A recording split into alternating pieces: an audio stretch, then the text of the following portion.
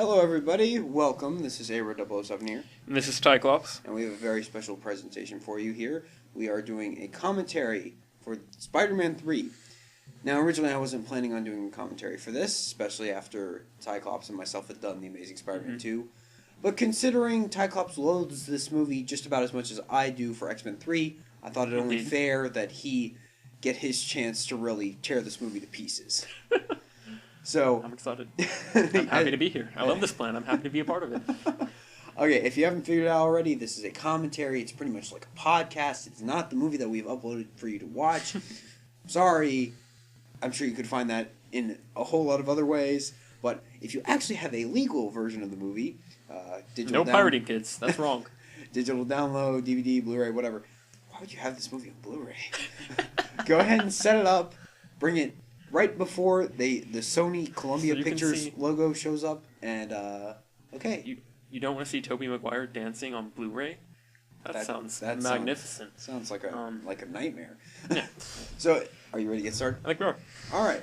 So, if you want to go ahead and get it up right before the Columbia Pictures logo, like I said, and all right, let's go ahead and get started. Start your DVD, Blu-ray, whatever you have, in 3, 2, 1, go. Okay. So we want to go ahead and go over what we think of the last, or the 5 Spider-Man movies created so far. Yes, I have a feeling you're going to be talking a lot more during this commentary. I might. That's a decent bet.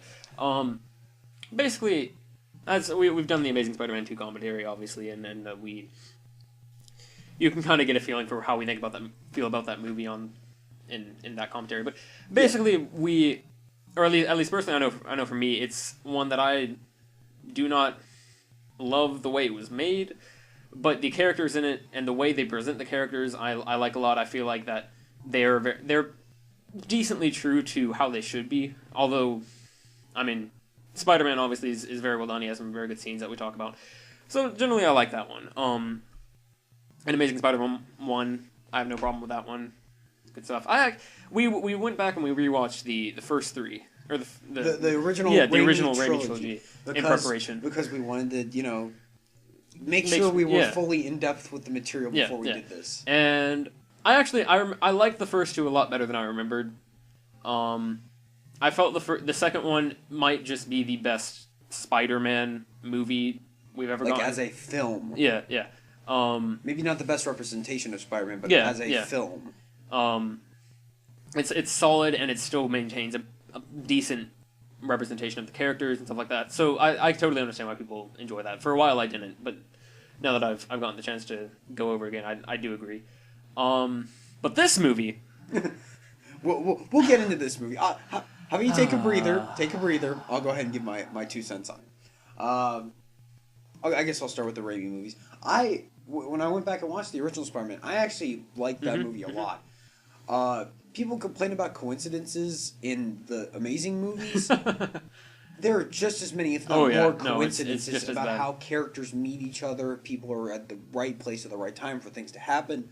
It's all over the Raimi movies. I still don't necessarily think that we have gotten a good Spider-Man movie. I know you would disagree with Amazing Spider-Man 1, but I think just in general, I'm still waiting for somebody to do a better representation than what we've gotten. Yeah, but so I like the original Spider-Man movie quite a bit. I have a lot of nostalgia for that movie. The second one, on the other hand, I think it's because I just don't like the premise of Doc Ock. Yeah. I like Alfred Molina's performance. Oh yeah, he's fantastic. But I just don't like that character anyway, so I'm not a big fan. Plus, which is interesting because that's exactly why I was, part of the reason when we were rewatching it that I immediately was like, oh, I'm liking where this is going, because they turned Doc Ock, who is usually a fairly one-dimensional villain. I mean, he has ties to Spider-Man that make him interesting, I guess, but usually is not super depth. Does not have a lot of depth to him. Yeah. And they turned him into a character, like into a person, which I like a lot. Yeah. So I like it. Well, good for you. Plus, I once it gets past the first movie, I really do not like the Peter Mary Jane relationship. Oh, I totally agree. It just gets worse and worse, and then obviously we'll talk about it with this movie. Yeah. The Amazing Spider-Man 1 I like quite a bit. Pretty much the only thing I'm disappointed with is that the villain is not complex enough when everything around it Yeah, works definitely. really well. And that was editing problems too. Yes. That I would blame Sony for that. Sony one. problems. As per usual. Yeah. And The Amazing Spider-Man 2, you and I look at that mostly favorably, but the more I watch, the more problems I find with it. But what I like, I still like. That hasn't changed. Yes, yeah, definitely. Okay, so let's actually talk about this Yeah. movie. Now that it has started, we're in the. Does it bother you that, okay, we start with Spider-Man 2, and Peter Parker goes, he's talking to J. Jonah Jameson, and he's like, you turn the whole city against Spider-Man. And in this movie, they suddenly love him. Yeah, well, I mean, even in like the first and second movies, you know, like where, in the first movie they defend him against Green Goblin. Yeah. And stuff like that. It's just, I don't know. It's not very consistent. It's whatever the Works screen, for this the the screenplay scene, yeah, needs it to be. Definitely. Okay, I guess we already skipped this, but Gwen Stacy is shoehorned into this movie. Why? Yeah, and she's. Is there a reason she's in this movie and acts nothing like Gwen Stacy? I have no idea. No, and that's something that specifically, like some of the producers have said, they like that they combined Mary Jane Watson, or they combined Mary Jane Watson and Gwen Stacy into Mary Jane Watson for these movies. Yes. Like, you know, she's got like one of the documentaries that I was watching. They expressly point out that Kirsten Dunst, her version of Mary Jane, they like how it's a blend of Gwen and Mary Jane from the comics. I don't know. You actually read the comics. Would you agree with that? I can see where they're coming from. She's definitely not as, I guess, I don't know, wild as Mary Jane is. Yeah. She's got more of the Gwen Stacy, like, I guess, the level head of Gwen Stacy. I can see where they're thinking, but then they introduce Gwen Stacy anyway. Yeah. And it just, I don't know why. Yeah. Because they make her seem very ditzy, and Like, it just doesn't make sense. One to me. complaint about the Amazing Spider-Man 2 is that there's too much stuff in it. At least I can explain why most of those elements are there. Half the elements in this movie, I can't explain why they're there, like Gwen Stacy. Why is she in this movie? To create easy soap opera drama, to create tension between Peter and Mary Jane. And it really bothers me. And then this scene, later on in the movie, they talk about how her voice doesn't carry past, like, Oh yeah, the that's first a huge row. plot point, how And then- her performance is terrible or whatever. In this one, they all seem to be, I mean, nobody is like, people seem to be pleasantly enjoying the movie up, or the play up and, or whatever you call this. Musical? Or... Who knows what she, whatever. People seem to be enjoying her voice up in the balcony, and it's like, Yeah. okay. Everybody's clapping, I don't know. Yeah. And people just said they thought she was good. I guess we should go ahead and get our Tobey Maguire hate out of the way. I do not like him as No, I don't. Spider-Man. I don't like him as Peter Parker. I don't... He has one line in this movie that is a Spider-Man line that I'll point out later. Yeah. And that's it. His Spider-Man is bland. He doesn't have even in the first two, he barely has any quips that you like, which is a big reason why I like the best moments the Amazing are when Spider-Man he's a movies. CGI model. Yeah.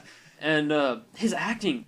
Okay, people say a lot that Peter Parker should be awkward, which is true. I mean, but it's not awkward in the sense that somebody says something to him and he just stares with a weird face at them for like 30 seconds. And it's awkward in the sense that he doesn't quite know how to handle emotions and how to talk with people. Like, it totally, I don't know. I think Amazing Spider-Man gets that. It almost goes to the other extreme with making him a little too cool and a little too, like, likable almost to other people in the movie. But this is just... You, get rid of that. Yeah, the skateboard that was skateboard and you're too good. far. Too hipster. Yeah. I just don't understand... Okay. Can I ask you another question? We're completely skipping over Tobey Maguire. Whatever. we don't like him. Whatever. That's the. Why does Harry choose now to inject himself with the Goblin serum? I don't know. Oh, I guess I should go ahead and point that out. The whole about thing. The last movie, when Harry starts seeing his father in the mirror. Okay, if we're going by the logic set up in the first movie, then you should only be talking to people in mirrors if you gotten the serum and you're Yeah, going nuts. it specifically says the serum makes people go crazy. Yeah. So why is Harry talking to his dad when he hasn't taken the serum? I have no idea. It's just a contrivance. Yeah, so he can it's get literally into the Goblin yeah. lair. But that's the last movie. Whatever. We don't get a nice scene between Mary Jane and Peter. That is quickly Stargazing. ruined because conveniently an alien meteorite is going to land right Yes. next to them. I get that it's hard to introduce the alien symbiote into a Spider-Man. Okay, here's franchise. my. I understand. Here's that. my point. But if you can't come up with a good way of doing it, hey, Yeah, maybe yeah. you shouldn't do it. and what was you mentioned something? I don't know which universe or whatever this came from, because originally the way the symbiote appears is in the Secret Wars. Spider-Man uses a thing that he thinks is going to fix his costume. It's this high-tech thing that Beyonder has. And then it turns out that thing actually gives him the symbiote. And he's like, oh, that's the machine other people are using. What did I use? And then he brings it back to Earth, and the whole Venom story is started. And you said something about, you've heard somewhere where I'm not sure if this is right or not, but something I don't know about- where this is from. But since it's, J. Jonah Jameson's son is an astronaut, yeah. I think it was somewhere that like he went into space and he found the symbiote and brought it back to Earth. I don't know what that's from, but that would make perfect. That I like that a lot when you don't have other heroes. Because you have that character set up already as an astronaut. Yeah, like you might as well use him for something. Yeah, it really does bother me that it conveniently lands. I next to know Peter. it just lands and there's no. It does seem really throwaway. It's like, oh wait, we It's need that so, in there like, too. yeah. Which of course we know the whole story of. No, I'm almost thinking of like, Sam Raimi's playing God here, and he's just looking down upon the movie. He goes, "Oh crap, they need that symbiote in there," and then he just throws it down. Yeah, at like them. exactly. I mean, there is the whole thing about how Sony forced him to put that in here, or put Venom in this movie, when he absolutely did not want to, and it shows. Yeah. So badly. I'll go ahead and say this now. Venom is my favorite character, possibly my favorite character in Marvel, like in all of Marvel. I love Venom. And that is probably the reason why I just absolutely abhor this movie. Like it's I'll talk about that as it goes, as his storyline progresses, but it's so bad. It makes me so angry. And then of course we've got Sandman, who, much like Electro in Amazing Spider-Man 2, is suddenly trying to make him sympathetic when there is no reason for that. Yeah. Like Sandman and Electro both. There is a reason for that. It's a studio reason. It's a making money reason. But Sandman and Electro both are people who are Spider-Man villains who are generally thugs. You don't have to like make the audience like them. And they aren't the type of... Spider-Man has enough villains that are interesting and that have sympathetic backstories and stuff that they should be able to use those. Yeah.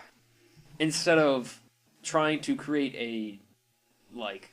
But Cyclops, everyone loved Dr. Octopus, and he was two-dimensional in the comics. I mean, I can see where you're coming from, but and I know you're playing devil's advocate here, but...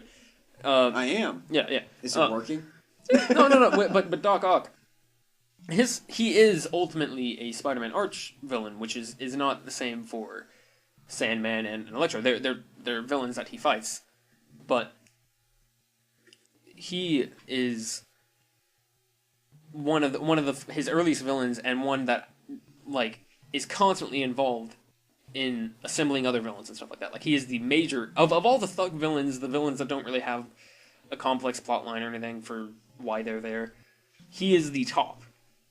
And that's why when you make and also they didn't try to. What was it? We were watching the Red Letter Media Half in the Bag review of The Amazing Spider-Man 2, and one of the guy goes, "Electro robs banks. Shocker, robs banks." Exactly. Also in Spider-Man 2, they didn't try to make Doc Ock this like, oh, he has a sick daughter that he needs to make sure she's getting her treatments. They just made him a character. Yeah. He still was arrogant. He still like he had flaws. I mean, obviously he kills his wife in that one, but he doesn't kill her. She inadvertently the accident gets killed. Yeah. But then they just they don't use that as like this is why you should sympathize with the character. They use that as this is why the character is motivated. The only reason I really like I respect Doc Ock in that movie is because they have an arc with him. Yeah, exactly. what's the arc for There isn't Sandman? one. It's, oh, I'm not a bad guy the entire time, and you just don't realize it yet. And then at the end of the movie, he's like, "No, I'm not a bad guy." Yeah, yeah, and that's all you get from it. Yeah. Like he. There we go. We just heard him say, "I am not a bad person. Just had bad luck." He really. What does he do to affect this plot other than Nothing. he gets Spider-Man mad? He's somebody for Spider-Man to beat up on, and he No, well, keeps the battle going here's at the end. problem. Sam Raimi wanted to do Sandman. But yeah, yeah. The question is, would he have done Sandman like this, or is it because, hey, we need Venom in there? Oh no, I don't have enough screen time to actually develop Sandman. Yeah. That's the question. I'm just so confused. I really want, like, 10 years down the line, an in-depth look-back type documentary or retrospective on the making of this movie. I think that would be fascinating. I agree. In much the same way that I don't know if they made documentaries about it necessarily, but there's been lots of analysis about like the Schumacher Batman films Yes. and that sort of thing. That same idea. Like, I just don't understand how this thing made it. I don't believe before every take on this movie, Sam Raimi was yelling, "Remember, everyone, Yeah, it's a cartoon!" Yeah, that's true.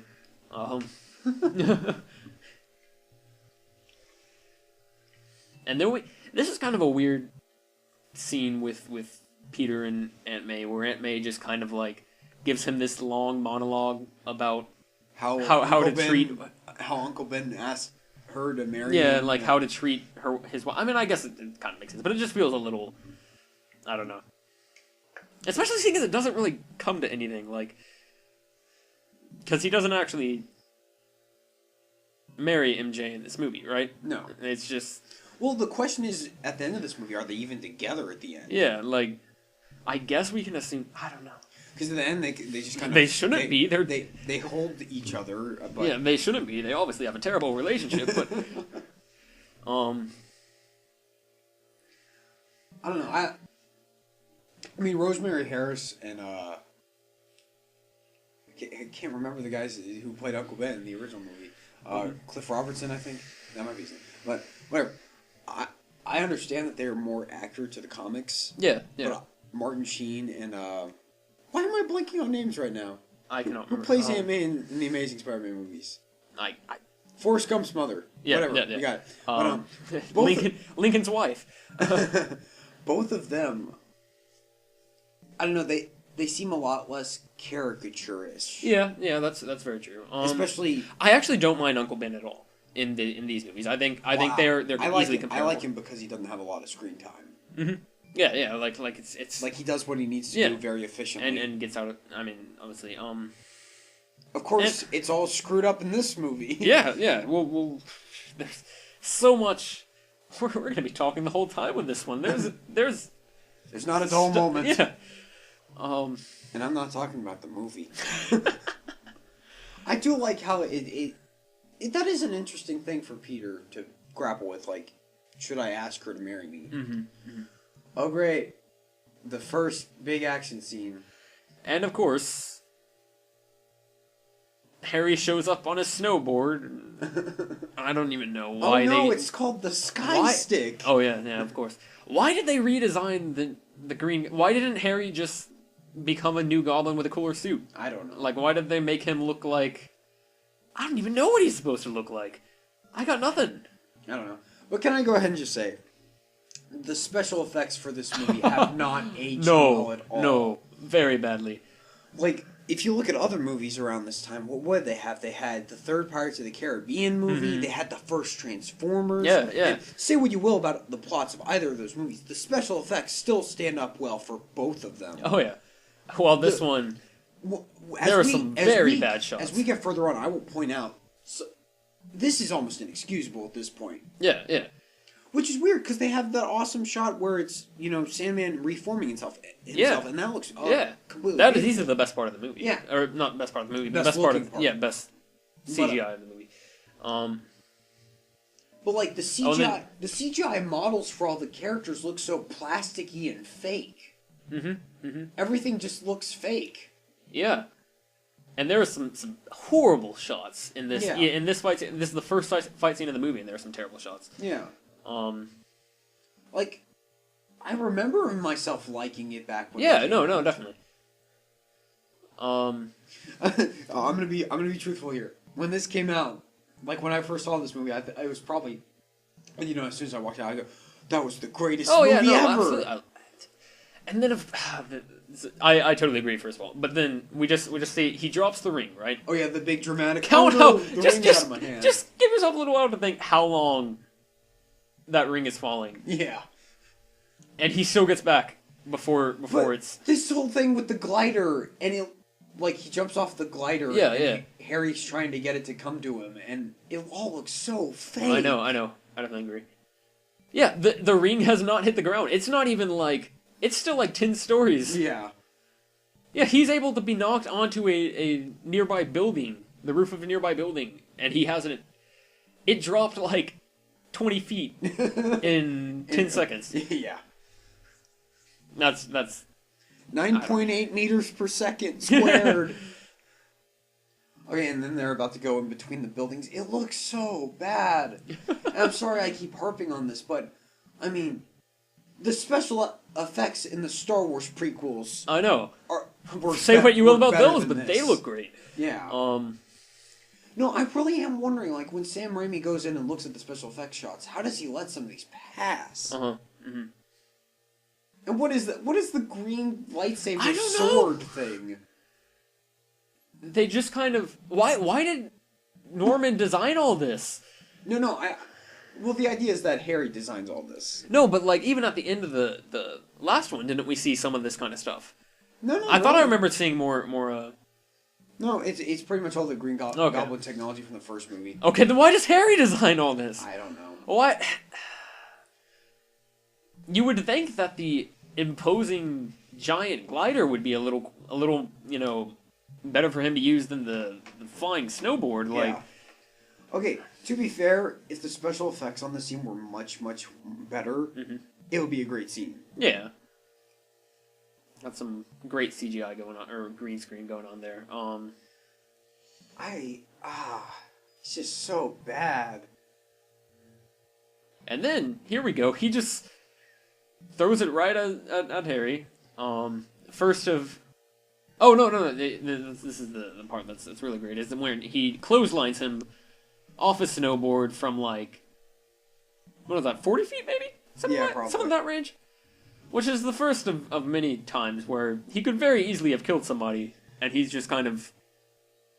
Especially when he gets the black suit on. Oh, the yeah, audience soon realizes that Peter is an attempted murderer. Apparently. And he would be an actual murderer, but he gets lucky. Yeah. Both times. Harry's freaking out about whether Harry's dead. Well, you just knocked him, like. You just said Harry's freaking out about whether Harry's dead. No, I said he's freaking out. Oh, I thought you said Harry. It makes more sense than the rest of this movie. I mean, I misheard you. I apologize. Okay, here's just one little funny nitpick to think about. So Peter takes his body. He takes Harry to the hospital. What does he say? He's like, "Oh shoot, he's wearing like this Black Ops uniform. What do I tell them?" And I'm all scratched up. Yeah, like. They caught in a fight with this city bear. What if they take my shirt off and they see this weird web things on my hands?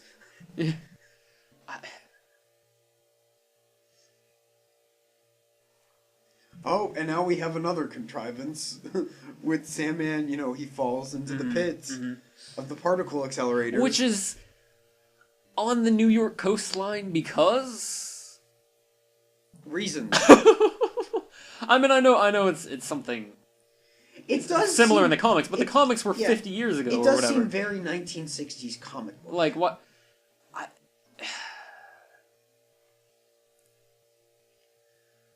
I mean, I get that there's no real good way to make a guy turn into a guy made of sand, but you gotta try a little harder. You gotta update things to make the audience believe it. Like, it does really feel like lazy screenwriting. Yeah, no. It feels like, oh, it's a comic book movie. Yeah, Nobody's gonna question it. Yeah, exactly. There's the great And he happens to fall in just when they're doing the test. Oh, this is the best part. All the doctors are like, "Oh, there's something there," and then it's probably just a bird. It'll go away. yeah, Why don't you go out there and check? Like, why? What are they even testing? Yeah, what are they testing? What is this? I think they said something about particle accelerator, but No, it's a particle physics facility. what is that? What? And it's just in an open, like, pit? Yeah. Not like a super closed environment? What? I know comic book movies do not have the greatest track record on being scientifically accurate, but there's an extent where it's unforgivable. Like, Well, there's suspension of disbelief, and then there's a point where you break that. yeah. There's suspension of disbelief, and then there's taking your audience out of the movie. Uh-huh. We do, again, probably the best CGI of the movie here with him disintegrating into... Which is weird, because sand. as you progress through the movie, the sand particle stuff gets worse. I think they probably worked more on this part than anything else. Yeah. No, after the, probably the fight between the symbiote-suited Spider-Man and Sandman at the train station or whatever, after that, the Sandman effects are just horrible.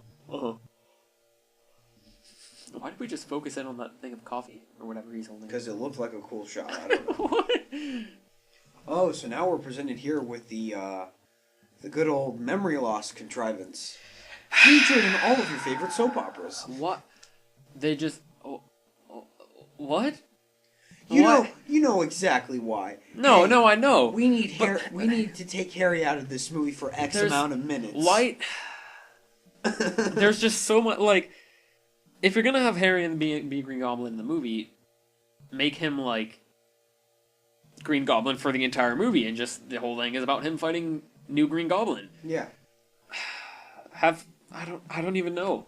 No, you have Which to go, is the same problem with you have making to go with Spider-Man the 2, Sony-approved name. Yeah. New Goblin. Exactly. And that right there is the problem. Sony approved. Skystick. Yes. They just... And we talked about this a little bit. It would be very cool if it turned out that he actually, like, did remember the whole time. Yeah. Oh, yeah. And that's not even, like, I don't know if there's any point at which that seems entirely impossible. But they never, like, bring it up, obviously, or anything. Yeah. And they obviously intend for him to actually have amnesia. It would be so cool if... I mean, I do understand where they're coming from and why they came up with the contrivance. Like, well, I mean, if he's just knocked out for a little while and he's just going to keep coming back and attacking Peter over and over again. But it would be great if he, like, realized from that fight, oh, Spider-Man's going to beat me, or Peter's going to beat me every time. I got to, take a step back and come up with a new option, and maybe, and then he tries to destroy him from, like, emotionally by splitting up him and Mary Jane and all that stuff. In a less dumb way. Yeah, in a way that actually, works. Well, I think the problem is because the way they set it up already is really stupid why he is mad at Peter in the first place. Yeah, because they just... the fact that his butler doesn't tell him until after he's had half his face blown off that the wounds show that his father actually killed himself. Yeah. Why did he never say that when... it doesn't make any sense. And this is a very cool shot, I have to admit. Yeah, okay, I will go back to Harry. I'm going to talk about keep this. going with that. So, I just had to... Harry doesn't know that Norman's Green Goblin because Norman tells Peter, don't tell Harry. Yeah. Which is supposed to mean don't tell him I was Green Goblin. I assume. Yeah. But then, everything just... They don't tell us enough about what happens in between each movie. Yeah. I get so confused. I'm sure the actors did too. Yeah?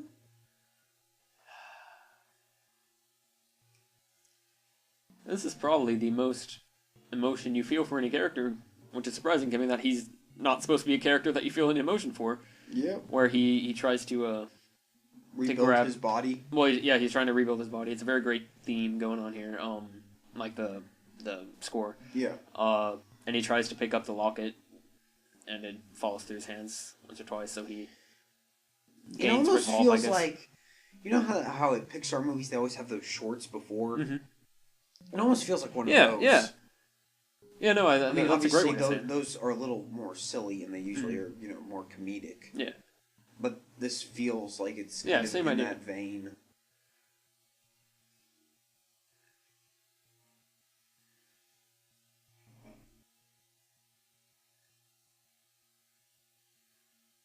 I think my biggest problem with Sandman is they keep going back to, oh, his daughter's sick. And that makes everything okay. No, and that's his only motivation. They just keep Yeah. going back to that and back to that. That locket. How did the locket survive the particle accelerator thing, by the way, when his body didn't? Screenwriting. Plot armor. That's how.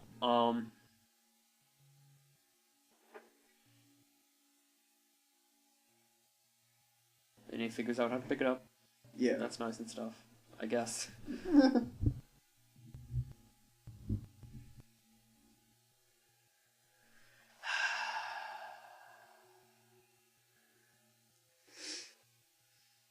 We haven't even hit I know. Topher Grace yet. We haven't even gotten there. Like, when you're watching this movie, you're like, okay, it's a little dumb. Special effects aren't that great. I could still kind of go with it, though. Yeah. It is right about when Topher Grace shows up that it's... It and really of course, starts to fall apart. I mean, I know it's a kids movie, PG movie, whatever, but It's he not shows up PG. with his clothes, or PG-13, but he shows up with his clothes on because I'm okay with that. it's just, I don't know. Well, it's kind of like the electro... Yeah, like how he suddenly starts electricity, he but starts he's- creating electro pants. And, Yeah.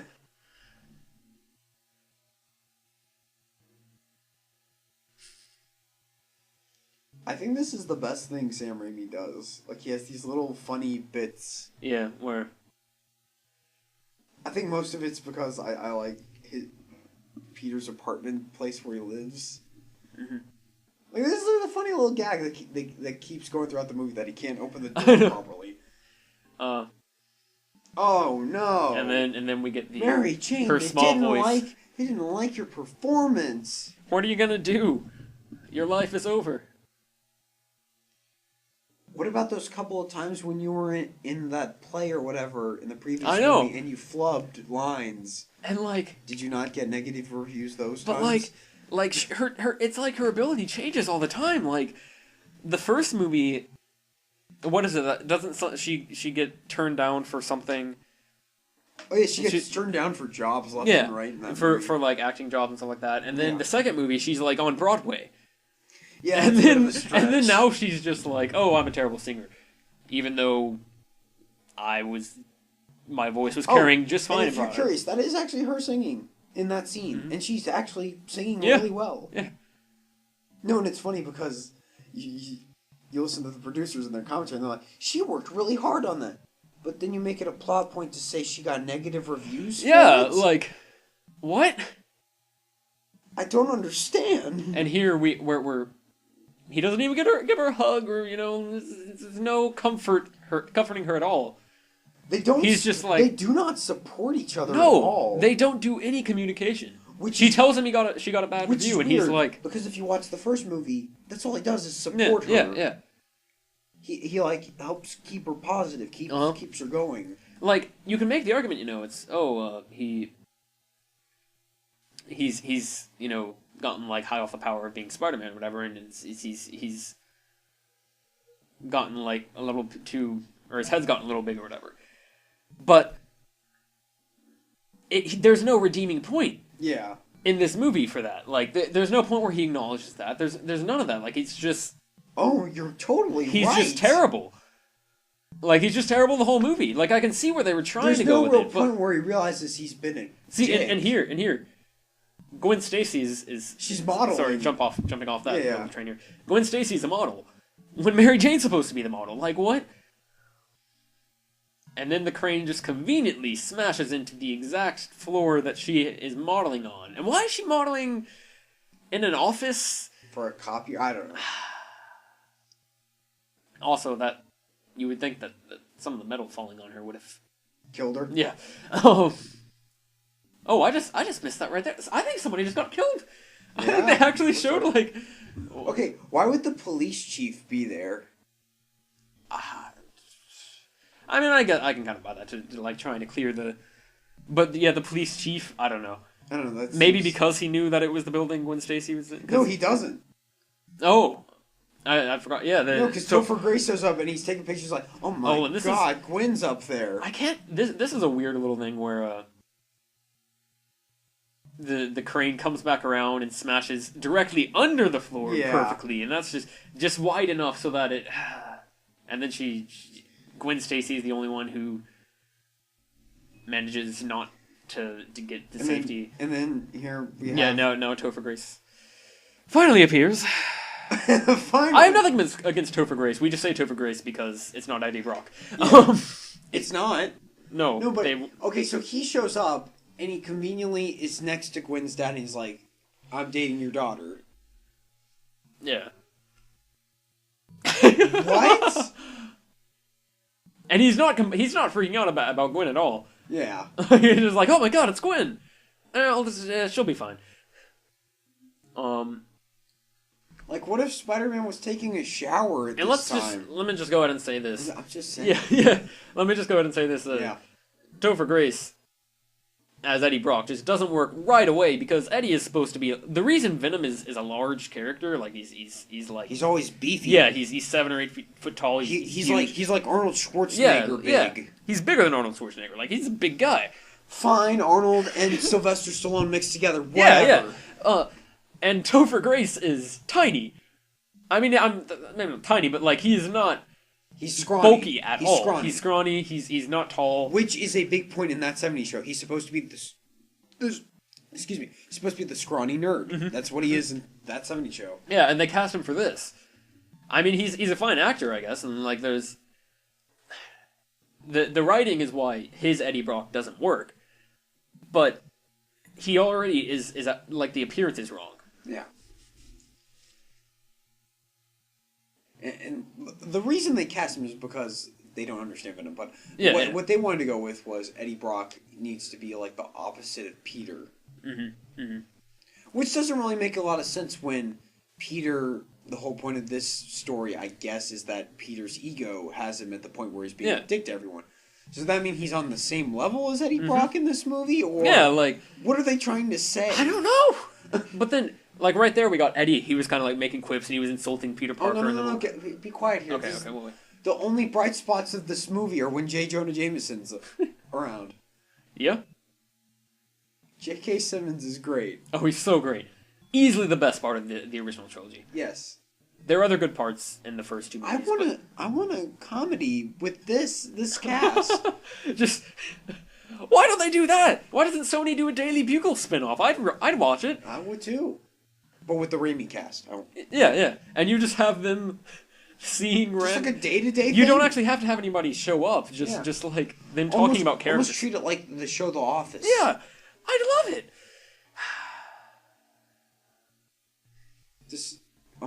Why are we not writing these movies? I love this whole gag where she's got the buzzer that vibrates the table. That's just great.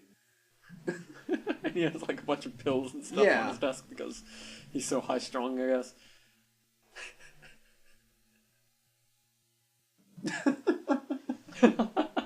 This is so great. He's I love it. J.K. Simmons owns. Oh, he sort of. I don't think I've ever seen him give a bad performance. In other stuff I've seen. I've never really seen him in anything else, but that alone is. But here, okay. Well, now we have Eddie Brock again. I think my biggest problem is Eddie Brock in this movie is a joke. Yeah, he's clearly a joke. Like they make fun of him right there, and he acts like he's a smooth talker. Yeah. And then, like later, he's talking to Gwen. And he's like, "Remember that night that we had?" And she's like, "We had coffee." Yeah. So it's yeah. I mean, I don't know. It messes up his whole the fact that he's like making all these quips and like insulting people and he's sleazy and stuff like that. That's the. I mean, I get they're trying to create a different angle for him to parallel Peter, even though Peter becomes exactly that in a little. But the whole point of Eddie Brock. I mean, I know you can change from the comics or whatever, but I think this Eddie Brock is the version that I like, Yeah. is that he's very devoted to what he does. Like, when his career is ruined, because Spider-Man unveils a villain that he thought that he had revealed. Like, he thought... The whole... I'll go ahead and say this. This is a little bit of a lull. Topher Grace is talking. Keep Yeah. going. Keep going. We don't need to listen to what's Basically, happening in the movie. Spider-Man, or Eddie Brock, gets an interview with this guy who claims to be a villain that's currently making the headlines, and he like doesn't reveal the villain's name or anything. He just releases interviews with him, and then the police are like, you have to turn him in. So he's like, all right, I got to do this, and so he turns the guy in, and he gets famous for capturing this guy, and then Spider-Man captures it turns out that guy was just like a crazy dude. He wasn't actually the real villain, and Spider-Man captures him, and he's like, and so his career is just ruined. Like, his credibility is thrown to crap, and he just gets, like, his career dies. So what you're telling me is it's not because Topher Grace digitized fake No. pictures of Spider-Man No. robbing a bank. It is not. Eddie Brock wasn't, like, a bad guy or anything. It's... I mean, he's obviously not right in the head, but he is... He was in the wrong place at the wrong time. Yeah. Like, things just went badly for him, and it just destroys his life. We'll jump more on that later, but that's already what they're doing wrong, is that he doesn't have... You don't have to make him this jerk. You shouldn't make him a jerk. You should make him a later on when he Like becomes... I said, he's a joke. Later on when Venom is an anti-hero, Oh, and then we get Stan Lee cameo. Which I actually kind of like. Yeah, it's nice. It's a decent second. Although I like the Marvel Cinematic Universe ones because those are always funny. Yeah. I like it when it's funny. Yeah. But continue. But later on, when Venom becomes an anti-hero, he's all about... I mean, he kills people if he thinks it's necessary, but he's all about, like, protecting innocence and, like the only person he hates is Spider-Man. He's not trying to, like, take anybody else out. He just wants Spider-Man dead because Spider-Man ruined his life. But it's not... There's something I'll have to touch on later. So anyway, now we've got Harry and Peter talking after Harry's returned from the hospital. And they're playing basketball for some reason. Yeah, basketball in his house. Like, why not?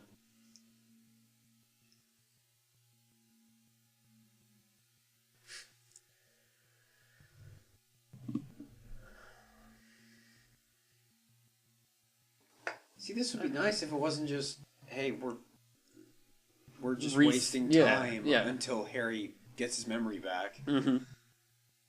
Exactly. I just hate this plot line so I know. much.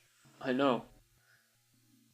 Like I've said before, the sign of a bad movie, or at least one that you have a lot of problems with anyway, is when you clearly see how you could improve it and make it better. Mm-hmm. Mm-hmm. And this all over the place. I'm sure you're thinking about this 10 times Yeah. as hard as I am. There's lots of stuff that it's not a salvageable script by any means. Like, there's no way you could rewrite this to make it. It's you'd have to just scrap You would it and have start to, over. or at most you'd have to like gut half the Yeah, material. yeah. Definitely. And here they just didn't. Or what did they say about it? Mary Jane's coming to where she's supposed to rehearse. And she's speaking fired. of which- and then the new singer sees her, and it's an awkward scene.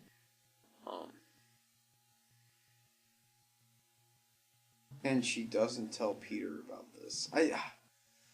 That just Oh, makes and me then they so just upset. have the thing where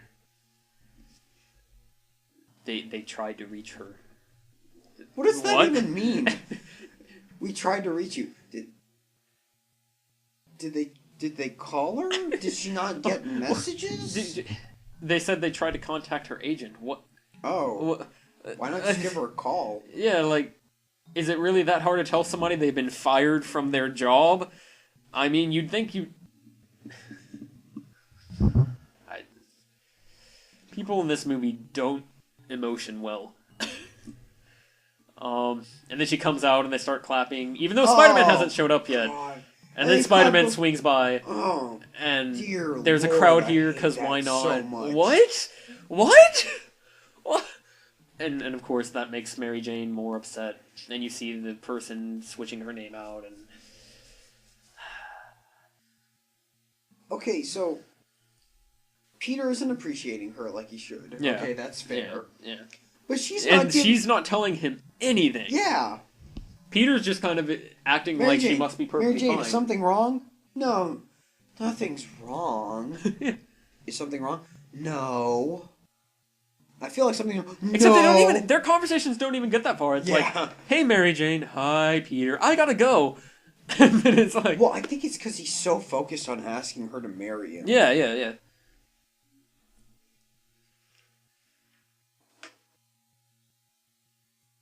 And Topher Grace continues to to be be a a joke. weird. What?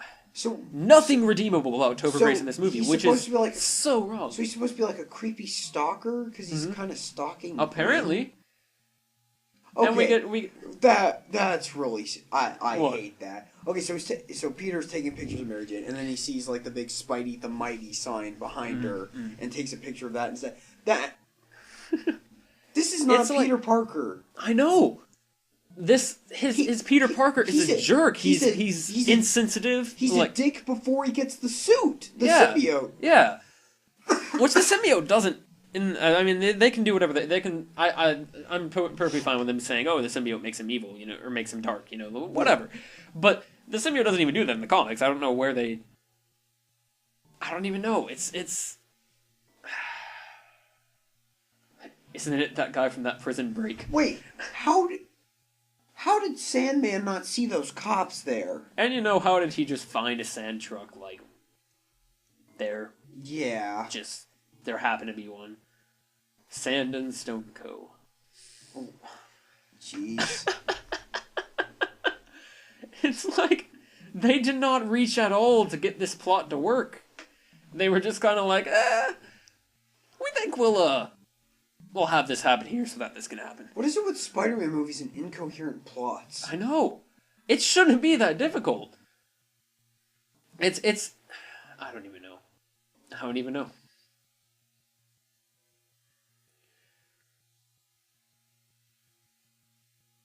And then the cop just walks up. He's got a shovel there that's gonna really, Oh, that was some great CGI too. I'm pretty sure Sandman just killed a guy. I think he just broke his face. But it's okay because his daughter's sick, so. And that automatically redeems him of Yeah, everything yeah. he does.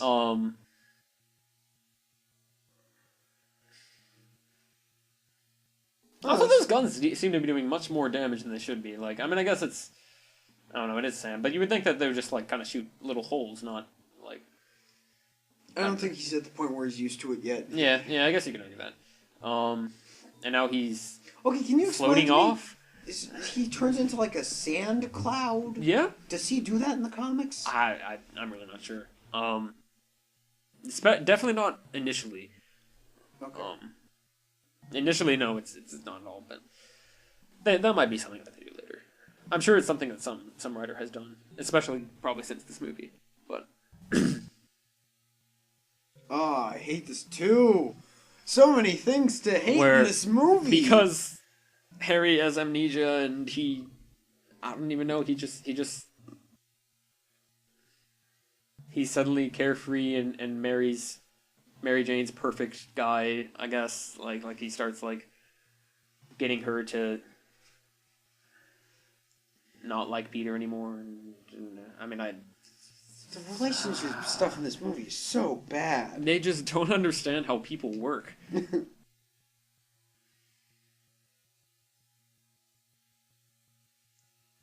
Okay, can we stop with this crap? He once wrote her a play in high school. Can we stop with this garbage?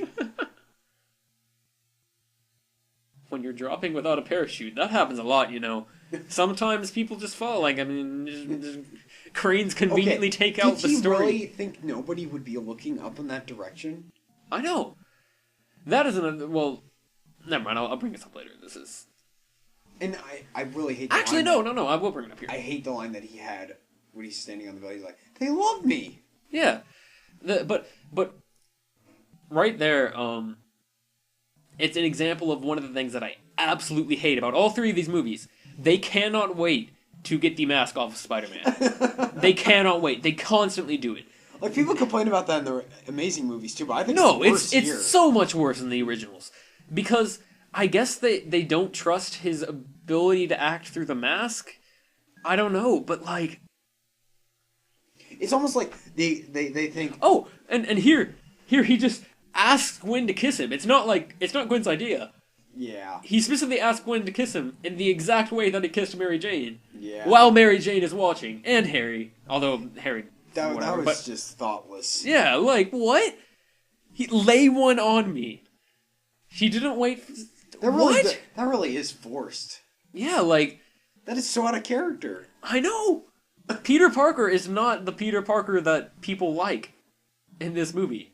And then conveniently... Sandman shows up to do crap, because why not? You have to imagine that could do some... People would probably die from, like, inhaling that much sand.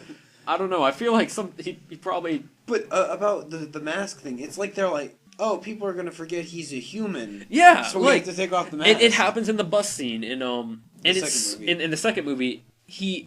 Something blows up in the console that specifically ruins his mask, so that he has to take it off. Yeah. What? What? I don't know. I want to see how much screen time we have of him in the costume without the mask versus in the costume with the mask. I'm willing to bet it would be like 3-1. I would probably say half and half. Maybe I don't know about that. I think I almost feel like he has it. I don't know. It's maybe it's just because it annoys me that much that I notice it more. But they do it so much where they just. I know. I feel your pain. I'm like, Tyclops. why don't you like Spider-Man? Tyclops, I feel your pain. This is the sheriff around in these parts. This is their attempt at Spider-Man one-liner dialogue. Yeah, and which it is has so the bad. Amazing Spider-Man 2 is easily the best movie as far as them doing that. Because they actually got some like funny in Amazing Spider-Man 2. They got funny lines. That is the best part of the Amazing Spider-Man 2. They know how to put Spider-Man in action. Yeah, like when he's in fight scenes, it is Spider-Man. Mm-hmm. It's Spider-Man. Like it's perfect. I couldn't ask for anything more about that. Yeah. I don't know. His fight scene's okay. Yeah, it's all right, I guess. But again, he should be talking constantly. Like he's now, that's the way it kind of. For people that think I'm bashing too hard on the special effects because hey, this movie's back from 2007. But like I said before, compared to other movies that came out that year, the special effects of this movie do not hold up as well as Transformers or Pirates of the Caribbean 3. Mm-hmm. There's probably other examples you can find too. I'm sure. But there's probably numerous. Like I'm looking that up right now. What? Iron Man, that was 2008, right? Yes. That's got some good stuff. Yeah. And that's a year later. Like, it's not... I don't know. Dark Knight. Oh, wait. Yeah, well... I don't know. That's still... Christopher Nolan's Spider-Man movie. That would be something. Okay, here... This is... Yeah. Where do all these guys come from? That's...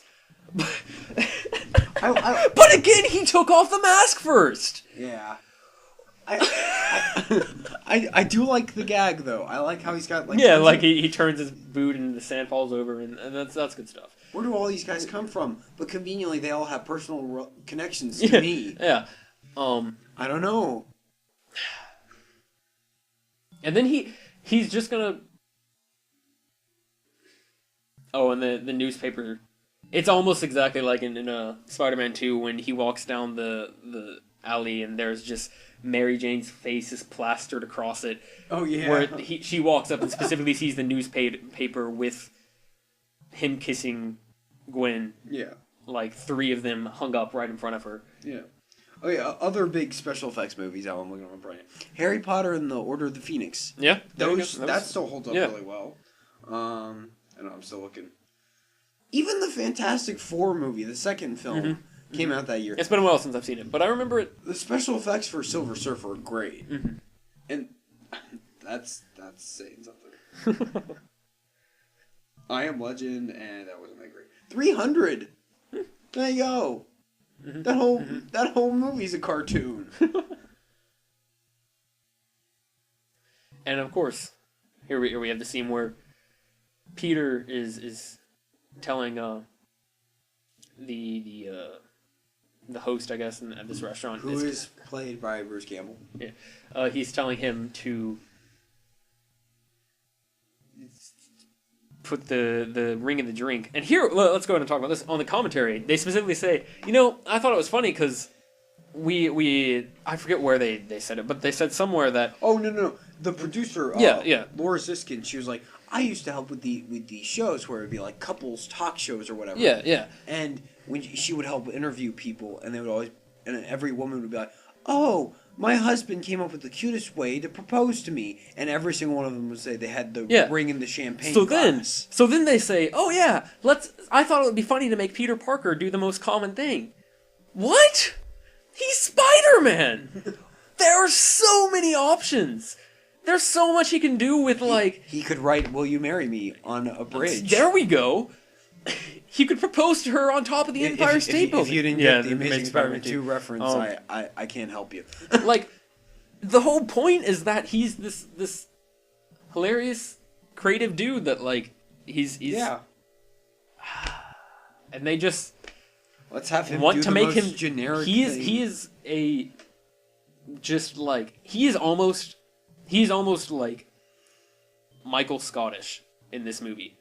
Michael Scott from The Office. Yeah. Seriously? That is I was trying to think of the best way to do this. I'm thinking somebody like that, the way he acts, the way he's oblivious to other people's emotions, characters like that. I even Homer Simpson, stuff like that. Where that is almost compared to the way Peter Parker really is supposed to feel. Peter Parker's become a caricature. Of Yeah, himself. he's a goofball. He. I hate this so much. Where he thinks MJ is still feeling bad about the reviews and stuff, and he doesn't know that she's quit. And he's like, I've really become famous, and I don't know if I deserve this. They made him so insensitive when it doesn't even make sense. When in the first movie he's so obsessed with supporting Mary Jane and making sure Mary Jane knows that he cares about her. That is something I realized when I watched it a couple of times recently. Mm-hmm. Every single time him and Mary Jane interact, he is always trying to give her a confidence boost. And here's just and Gwen Stacy shows up at this restaurant. And then we'll say what the best part of this is in a second. I think we can go ahead and say she is the definition of plot contrivance. Yeah. Okay. Yeah. I think we're going to go with that. Okay. She just shows up and starts talking to Peter. Just lauds Peter about how amazing he is. Yeah. And then a picture of my kiss with Spider-Man shows up.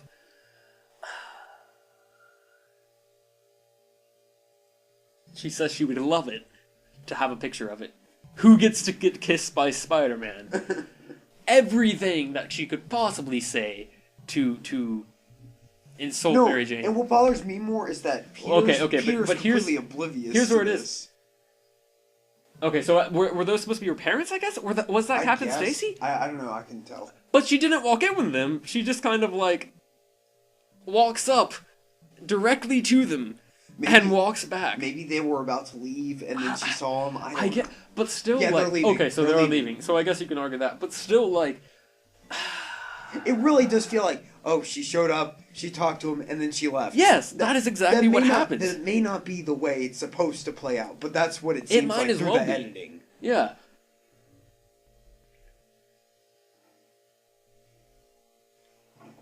And then Mary Jane just is like, I'm jealous. Yeah. Peter's, she's just a girl in my class. That's gonna make her happy. It really does bother me that he is completely oblivious to how this may make Mary Jane feel. It's he thinks too highly of himself. He has no emotional redeemability. Yeah. Oh, and it just gets worse. It gets so much worse.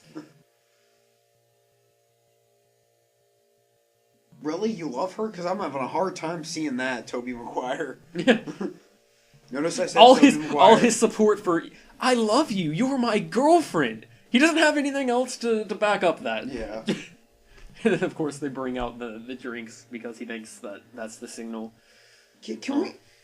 Is there a reason she withholds that she's been fired from him? It's because they don't communicate. And she's so angry at him for, not...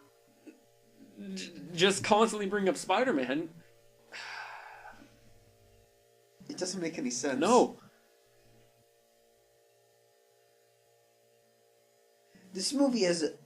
It's like Amazing Spider-Man 2 in this way. It has a bunch of good ideas that have a lot of potential, but they are just run into the ground and made dumb.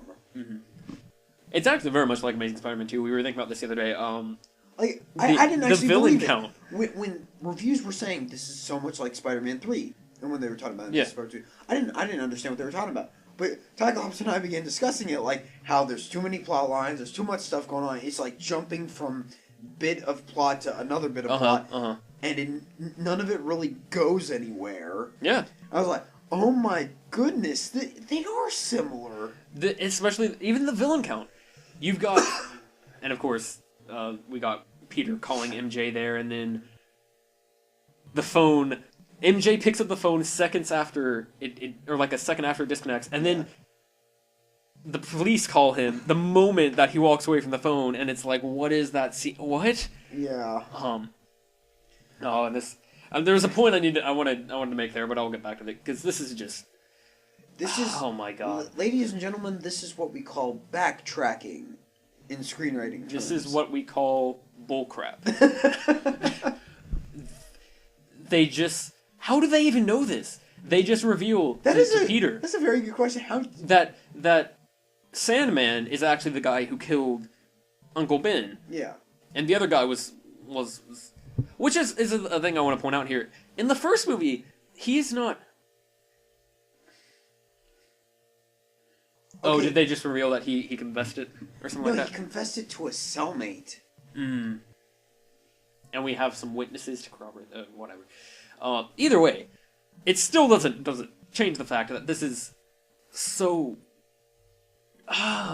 because the whole point, first of all, is that Peter is responsible. It's almost like they expect this to absolve the fact that it was his fault that Uncle Ben died. Yeah.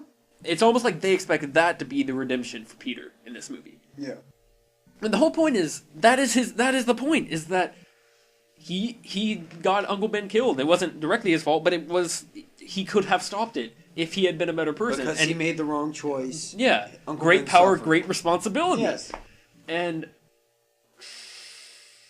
it completely takes the and that's emotional another impact of that little away. thing there. They already, you can tell they aren't quite sold on that in the first movie, because in the first movie, he's angry at the burglar. Yeah. He's not angry at himself. He's like, oh my god, and he's totally happy. He's totally fine with the fact that this guy just fell to his death. Like, but then of course at the end, we find out that Sandman accidentally shot Uncle Ben, so everybody's fine. Everybody's a good person. Harry Osborn gets absolved, and everybody's fine, except Topher Grace. Because Venom is just the embodiment of terrible. In this movie. No, I'm yeah, that's what I'm saying. That's what I was about to say. Apparently. Oh, okay. Oh look, Mary Jane visits him. They want to talk. Oh no, they're just going to talk about plot contrivances. It does. Yeah, you're right. They totally don't understand the character, because No. the whole point. This is something that the Amazing Spider-Man 2, or not the Amazing Spider-Man. Amazing Spider-Man. That it kind of gets right. Yeah. Is that he shouldn't be focusing on the crook. He should be focusing on himself and the way he screwed up. Mm-hmm. Which is actually why I appreciate the Amazing Spider-Man, because he starts off like, I'm going to hunt down this guy, and at a certain point he's like, no, I don't need to. Mm-hmm.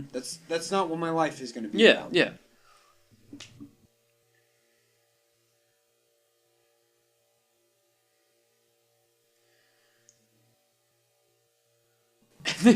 Peter's just a jerk to her when she finally tries to reach out to him. Yeah. He's like, no, I'm fine. I don't need you. Shut up.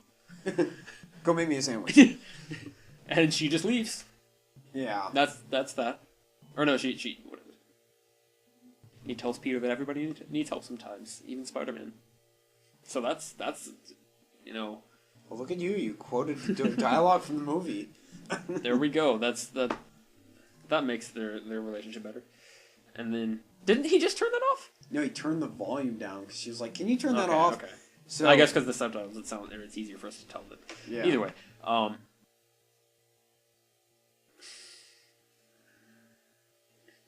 okay. yeah, What if like the Russian apartment owner next door just opens the door and like, why are you wearing a Spider-Man costume? yeah, That would be funny. because he doesn't lock his door or anything. I mean, it's hard to open. we but- do have the setup that the door's jammed and it's Yeah. hard to open, but still. Yeah, I mean, I guess he assumes that he won't try and open the door. I don't know. And we get weird symbiotes view. And now the symbiote Yeah, it's latches just been on chilling him? around. I mean, I guess you could go with the logic that it senses that he is so stressed Yeah. and angry right But- now. Why don't they say it? Yeah. It's kind of the same thing complaint you have about Spider-Man 2, where they never really, they kind of say it in a like he has like a doctor's appointment where it kind of comes up, but it never really comes out and says that he loses his powers because he's like stressed or whatever. It's just kind of like he loses his powers for the sake of the plot. I hate that so Mm-hmm. much. I hate that plot contrivance. And you were getting flashbacks to Sandman killing him, so you can kind of be like, oh well, the symbiote is obviously latching onto his anger, and there we get a flashback to him being angry at the burglar, which he should not be.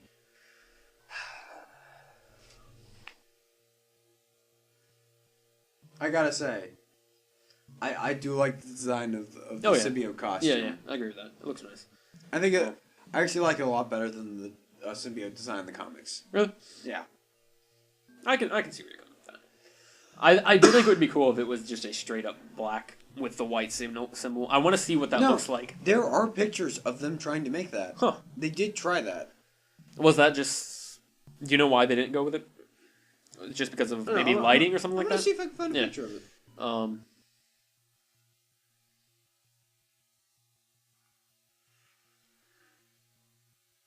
You know, he realizes he has it on. He's like, yeah, I like this. Yeah. It's a little too bright. That's what I was about to say. That might be the problem, is that they had lighting issues if they made it too dark. So Yeah. that might be their reasoning for that, which you can't blame them, I guess.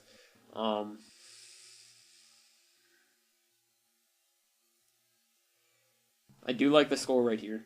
It's kind of a riff on the thing. Like his normal theme. Yeah. I like how he takes it to Kurt Connors. Initially, in the comics, it's he takes it to Reed Richards, which is cool that they have him taking it to another scientist like this. Yeah. Although, how did he get that little chunk of it? I wonder. I don't know.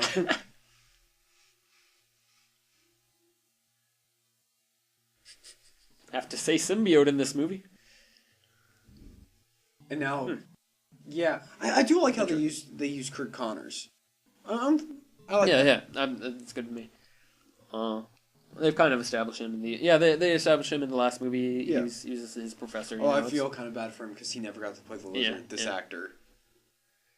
which would have been interesting.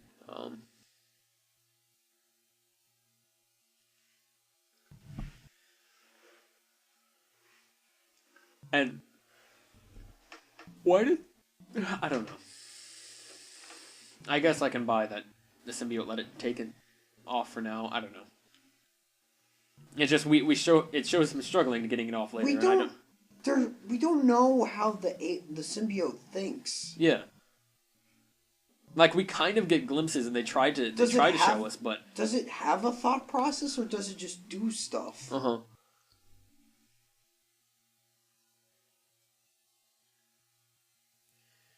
And so it's a symbiote. Oh, and here. How did Topher Grace know to show up here? Well, I mean, there was a bank robbery, I guess. But At the same time, Spider-Man got there, because why not? yeah, And so now suddenly we have to show that Peter Parker's a bad guy now because he's got the suit on. So he throws there's Topher Grace's yeah camera. Eddie Brock's camera and says no, it's Topher Yeah, Grace. It's not Eddie Brock. he throws Topher Grace's camera and says, "See ya, chump."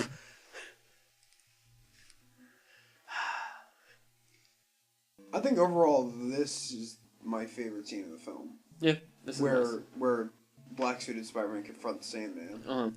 It is nice. I like. I It's do like it's how decent CGI. It's shot like a horror movie almost Yeah, at the yeah. beginning, which would make sense because Sam Raimi did the Evil Dead movies. Yeah. Amongst other things. Yeah.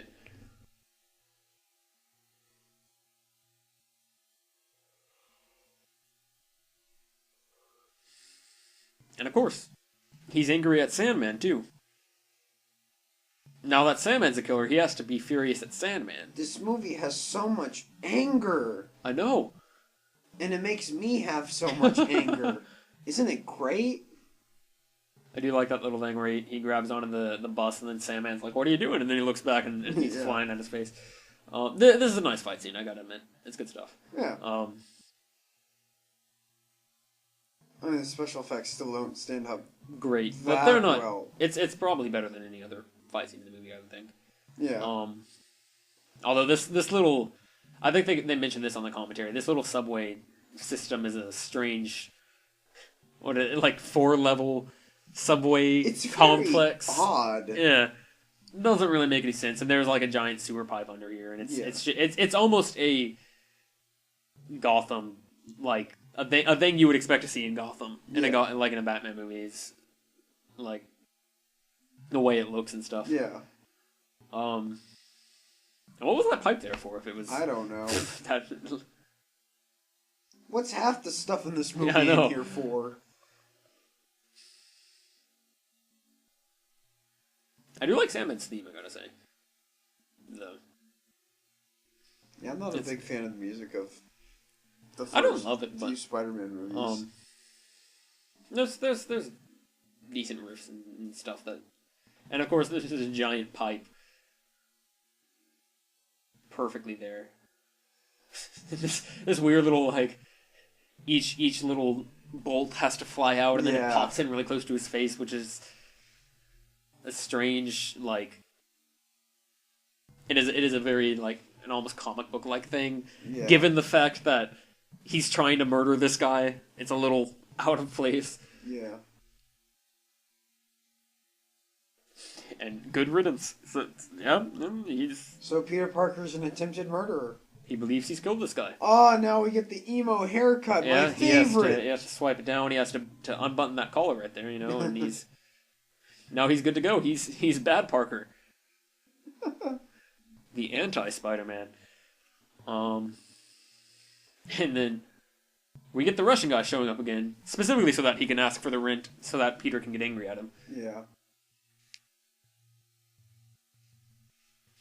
Yells at him about the door. Spider-Man cursed. Now we know he's bad.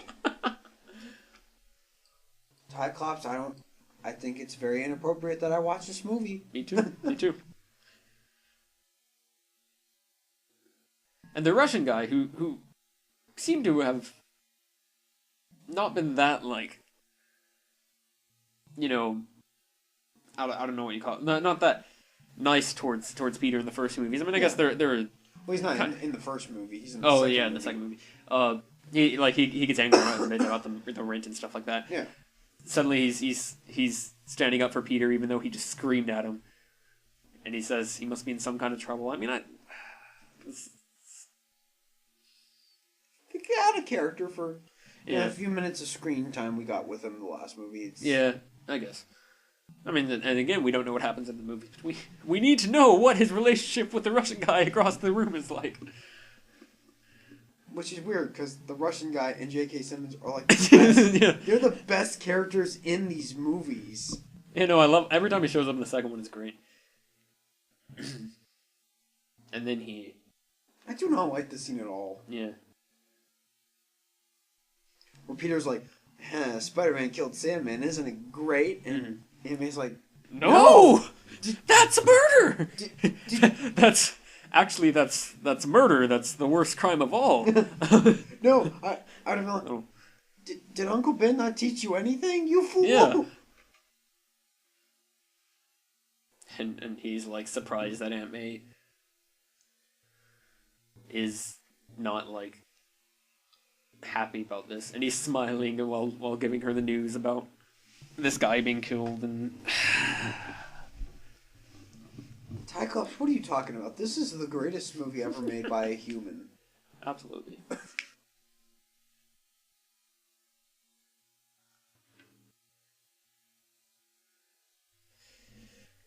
I mean, I don't know. I like the Aunt May in these movies, I guess, but sometimes she's a little too on point. Like she's No, in every scene she's on point. That's my problem. with yeah, her. like she I think there's especially a in hero this in all one, of especially us. in this one. But there's always like this. She's When always she shows up, she's almost always she's always there to give the speech yeah of giving advice to Peter. the jazz room. Like her monologues to Peter almost feel like, you know, the narration dialogues of like Stan Lee in a comic book. Yeah, Because in the original comic book, Uncle Ben doesn't say with great power. Yeah, comes great it's the responsibility. narrator. It's Stan Lee's narration at the very end of the comic. It's the Spider-Man walking down the alley, and it's like walking down an alley in night, and it's with great one boy has learned that with great power comes great responsibility, or something along those lines. Yeah. And they kind of, I mean, I guess it makes sense that Uncle Ben's there because the whole point is that Uncle Ben teaches him about that. But and then Mary Jane feels like hanging out with Harry for reasons. Yeah. I mean, I can buy it, I guess, but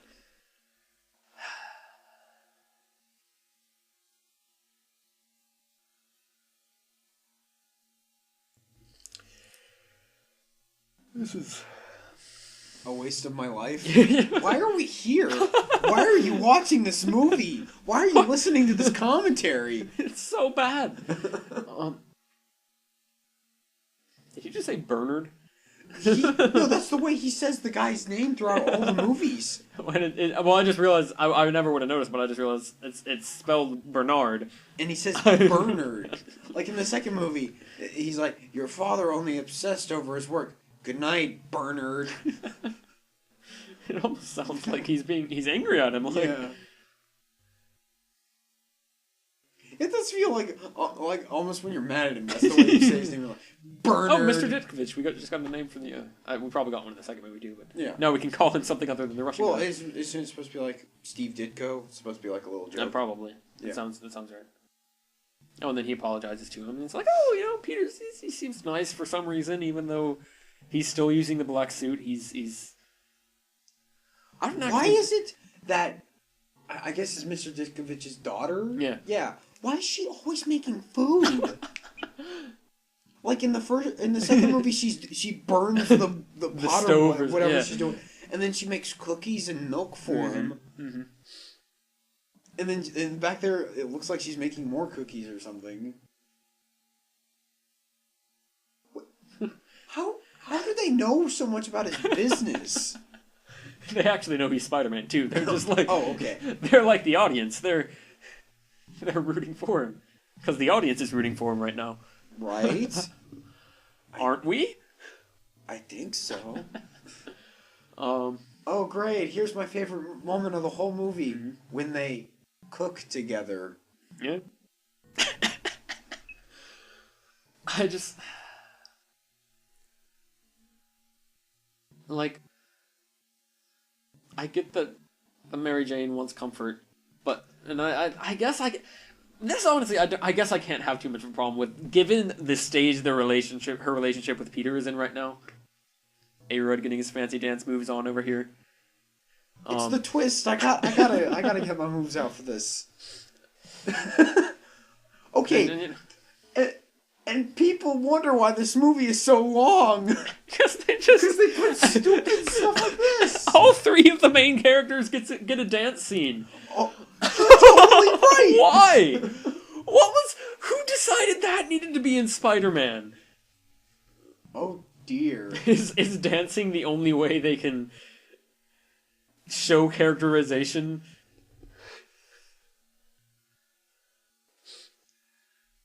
They're making some omelets. It's nice and all. Like I said earlier, the fact that he's lost his memory, he's just I'm counting down the minutes. Omelets. I'm counting down the minutes till he gets his memory like there's back. no point. Like, how does this help with the plot? I mean, it shows that they have fun, I guess. But see, it's all... Because, like...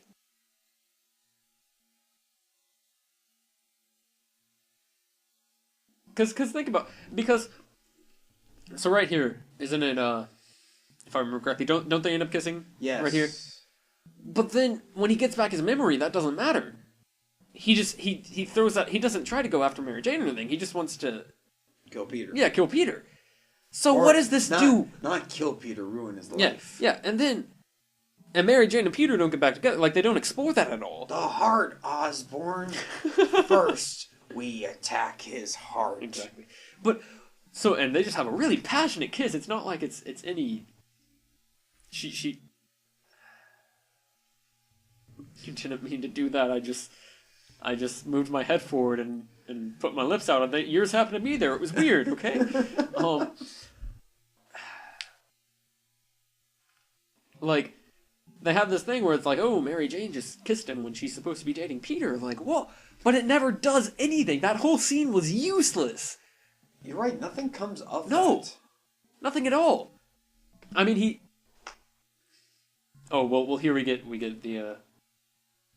Like here, Osborn I'm discussion. actually fine with his madness coming. Yeah, back. because he's using serum. Well, it's because he's in a moment of stress. Yeah.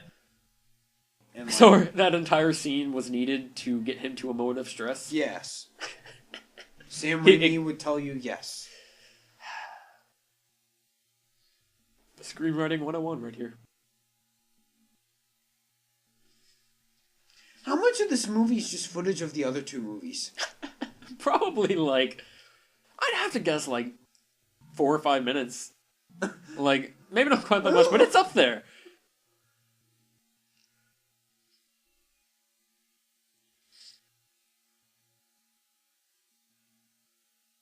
Oh, what are we like? Oh, we're an hour and 20 minutes into this movie. Oh, we need Harry to get his memory back. Yeah. Yeah. No, and they take out Sandman just so he's out of the movie for a little while, so we can have Harry come in. It really does feel like they're playing with, they got spinning plates Yeah. Yeah. on sticks, they're trying to hold them all up. Except they're only good enough to do one at a time, so they put one, or they give one to somebody else to hold on to for a while Yeah. while they spin it.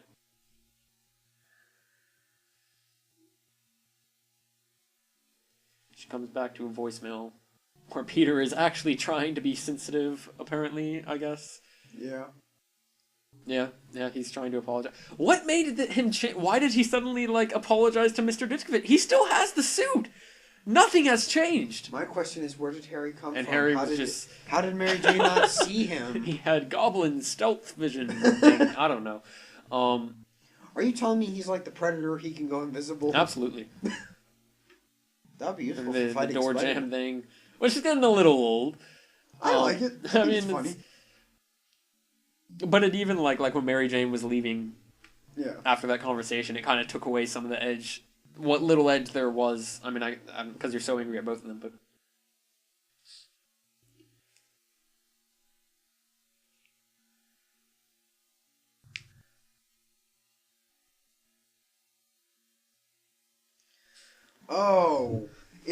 We're about to hit this part of the movie. This might be the. I think this is the point of no return. Yeah, this is where it's.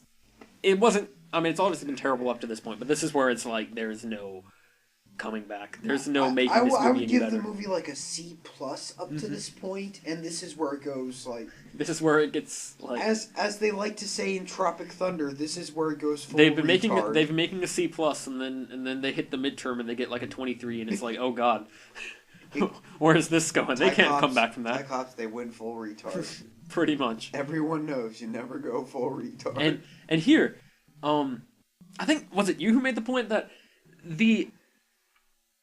why doesn't she just tell him that Harry's not like right there monitoring them, like he's off from in a distance, making her say this. A lot of people Okay, say that. okay. It's like, Why? well, here's the thing.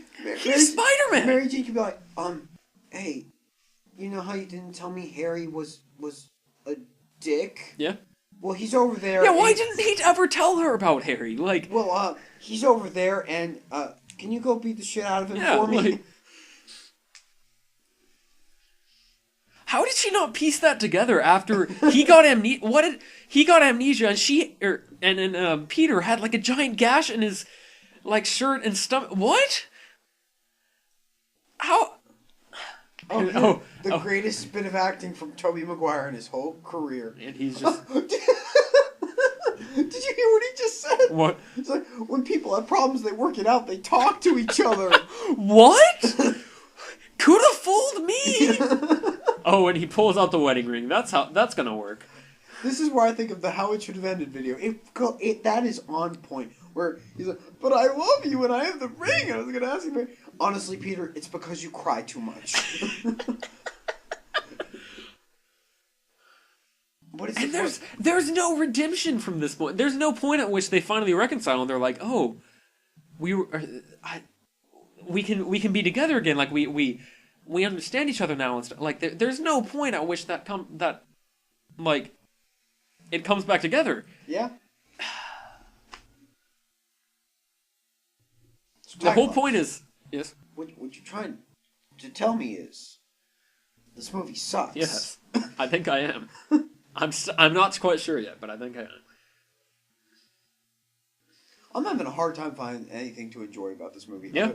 Other than J.K. Simmons. J.K. Simmons and Mr. Ditkovich. And he doesn't even get that. Mr. Ditkovich doesn't get that much. He got a little bit more in Spider-Man 2, and he got more to work with, and it was funnier. But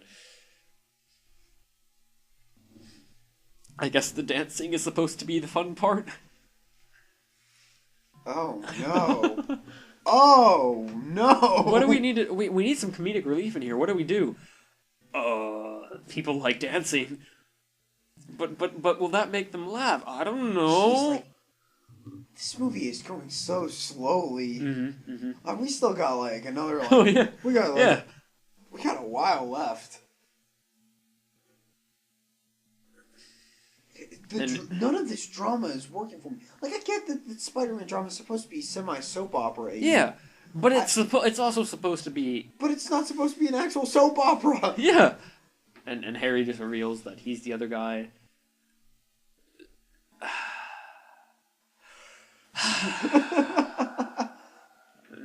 Even though he's...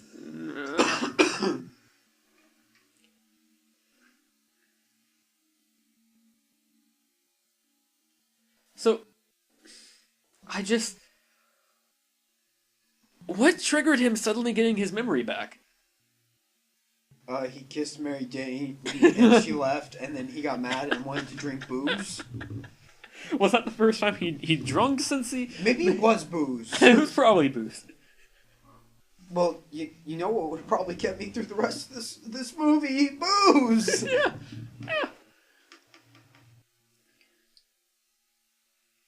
And then Harry just disappears because pulls a Batman. why not? That accomplished nothing, I guess. I don't know. And Peter's just staring. He's very.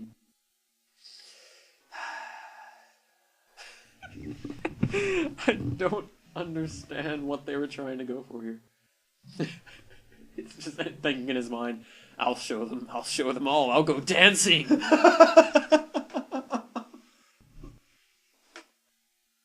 Oh, Was there ever a point where it showed that he had, like, stopped using that?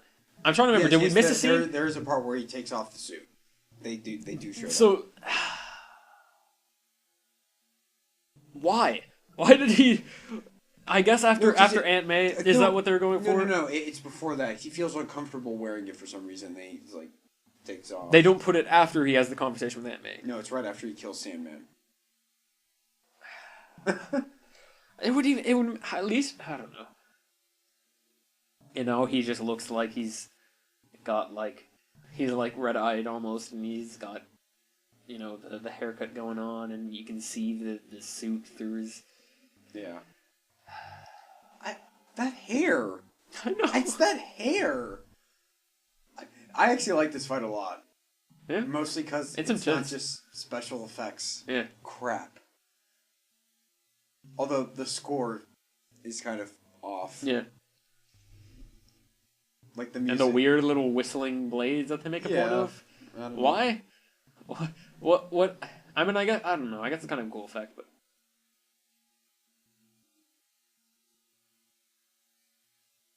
also, why is he wearing that under his clothes? I don't know. Did he expect him to show up? I guess. Ah. Yeah, he did expect him to show up. Okay. Well, he'll just go with that. I was like, do you have proof? Oh, okay.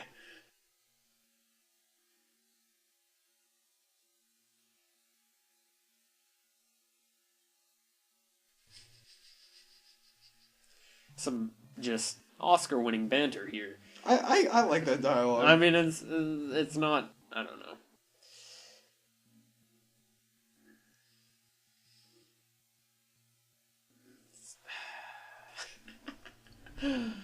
This makes me sad. And oh no, now we go into CGI territory. Mm-hmm. He brings out the green sword, the goblin sword. I don't know. The sky stick just looks so He- cartoony. Why is it? Is he just good at snowboarding? Is that why he wanted to do that? Like, what? What? Why didn't he use the glider? Like, I don't know. You never did try to convince him. No, Peter's like, I'm done trying to convince you that your father was a bad guy, but He said it one time in the opening fight, yeah. and then he got amnesia. What? Peter says gonna cry. I mean, that's big words coming from him. Yep. And it's like, oh, he leaves him. Oh, okay, so he, instead of just like, I don't know. He tries to kill Harry. That's, If we were in normal movie logic, he would have killed Harry. yeah, really. But because, hey, we need Harry to be That his bomb friend disintegrated 5 people last time. Because he has the goblin serum, it just halts at his skin? It's because I was going to say his name is in the title, but it's I know. not. No, suddenly, one article, everybody's like, I mean, I guess because he has the new suit, people think it's different. I don't know. Somebody just walks by. What are you talking about? Peter just talking to the newspaper. That is one thing I have noticed throughout these movies. Tobey Maguire loves talking to himself. Yeah. I'm going to put some dirt in your eye. And we've returned to Topher Grace. Just when you thought it couldn't get any worse. I feel bad because I feel like we're insulting Topher Grace. Well, we're really not. He's perfectly fine. I actually like his performance. Yeah, it's just but the character that he's playing and the context of we his need to character. clarify that. Yeah. Topher Grace is fine. Yeah. He's not the problem. And Peter... What was the little... He grabs his collar for a second. I don't know. It's like, oh, he's wearing the black suit. No, because, It's almost like how I wouldn't say Jamie Foxx's performance in Amazing Spider-Man 2 is bad. Yeah. I would just say the context of his character is atrocious. Yeah. When are you going to give a guy a break? Topher Grace says. You want forgiveness, get religion, is what Peter responds, which is why he goes to church. Yep. Which we'll get to that scene. That is the... We'll talk about that when we get there. Wait. And so then we get the Wait. He says there's not a paper in town that will hire me. Why is that? Is there a reason why? If he reveals... No. He acts like there already isn't anyone in town that are. Oh no! I think he's talking about if Peter reveals. Oh. Yeah, I think that's where. Wouldn't he want to say like there won't be a paper in town that will? Well, he said something before. He's like, if you do this, you'll ruin me. There won't be a paper. Yeah, it made sense. It made sense actually. For once. I was confused. And we see J. Jonah Jameson just putting the foot down. Oh no! Here's where it gets really bad. This is where The dancing begins. I really think they just got high one night and just started writing the rest of the script. And he just ignores. I do like the music. It totally does not work in this movie, but I like the music. Yeah, it's not bad music. Chondritic meteorites, Because we have to have a See, scientific she's got explanation. cookies. Ursula always has cookies. She has food every scene she's in.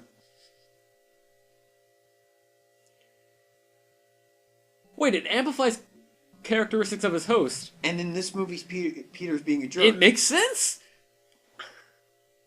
It makes sense in the context of this movie, but in the context of the trilogy, Peter's been out of character this whole time. Yeah, yeah.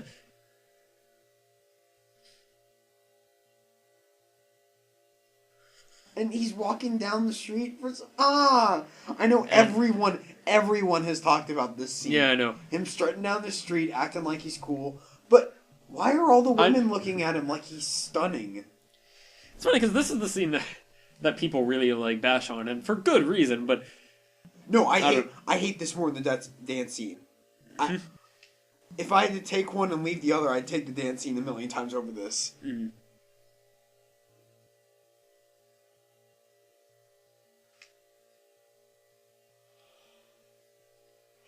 Oh, that little smirk Peter does. No, it's not that. It's the hair flip. The hair flip. He Well, just- it's a combination. He just did like a Justin Bieber hair flip. And like, it doesn't even look like the girls on the street are actually. I do like this little thing where he sits in Jameson's desk and JJ is just like. You see Betty in the back of the room going, "Oh my goodness." It doesn't even look like the girls are like. No, at the beginning it looks like they're interested in him, and then right now they're like, "What a weirdo." Yeah, it seems like they just think he's a weirdo the whole time, and so then he walks into. No, earlier in the scene, some of the women are looking at him like, "Oh." It seemed to me like they were just, I hate that so much. he walks in. He walks in one shot and then walks out with the suit. And he's just clapping, and doing the cha-cha and Yeah. pelvic thrusting, and they walk No, faster. you know what the women should be asking? What are you dancing to? Oh, I've got James Brown music in my head. What? And now, hey, conveniently, we're ready to have Sandman get back into the plot. You know, it took him that long to get over there, you know? Okay, the movie's broken. It's falling apart. There's no redemption left for this movie. Of course not. I mean, that's not anything any new news, but it's always fun to go back and look at it Yeah. even more. I mean, that kind of stuff. Oh, his daughter is sick, and he has to help her. I think we got the idea, Sam Raimi. He just kind of completely forgot the fact that he almost died.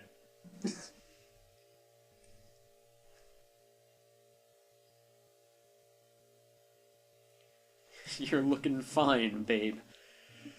They are just knocking out of the park, and so, why is Eddie Brock there? Topher Grace has just been stalking Peter and Gwen. He just shows up from across the corner and just sees them going on a date. What?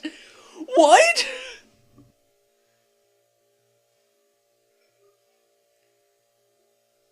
I hate this so much.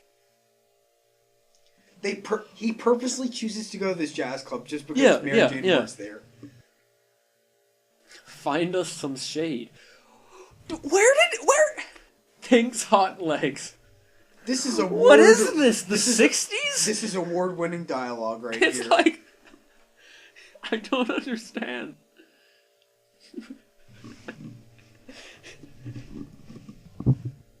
It amplifies the characteristics of his host. I'm sorry. I don't think the suit is the symbiote. I think Tobey Maguire's hair is if that's the real alien. Oh, that would be great. That's the real alien. That's the twist of this. I was about to say that the symbiote amplifies characteristics of its host. Apparently, he has lots of 60s groove inside him. I thought you were going to say it just gives him a douchier haircut.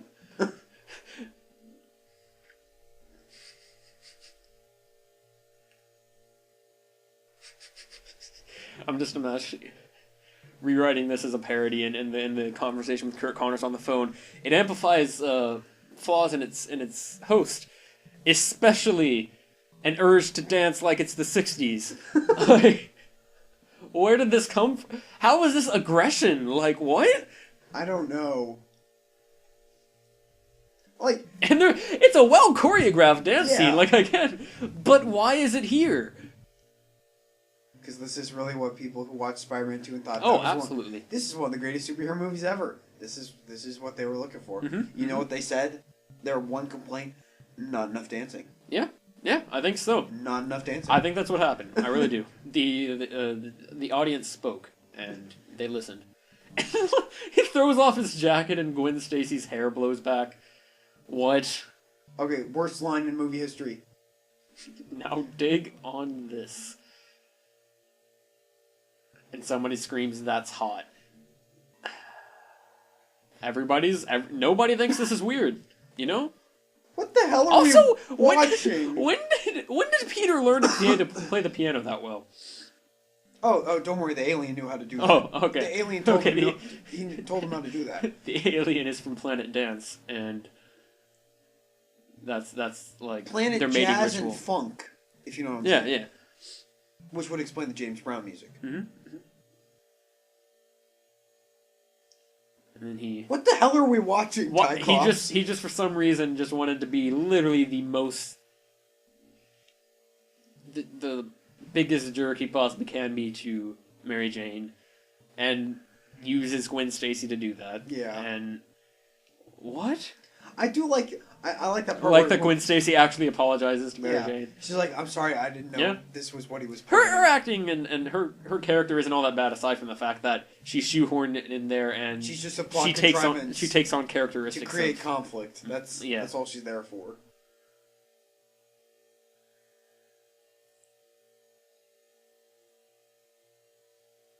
Okay, how is Peter supposed to be redeemable at this point? I don't know, Oh wait, because he's it's not. the suit. The suit is the problem.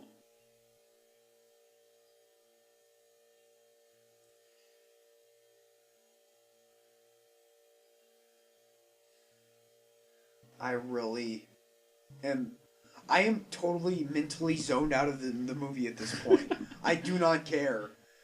Oh, and then he hits Mary Jane, or he And hurts suddenly Mary Jane. he's like, "Oh no, what have I done?"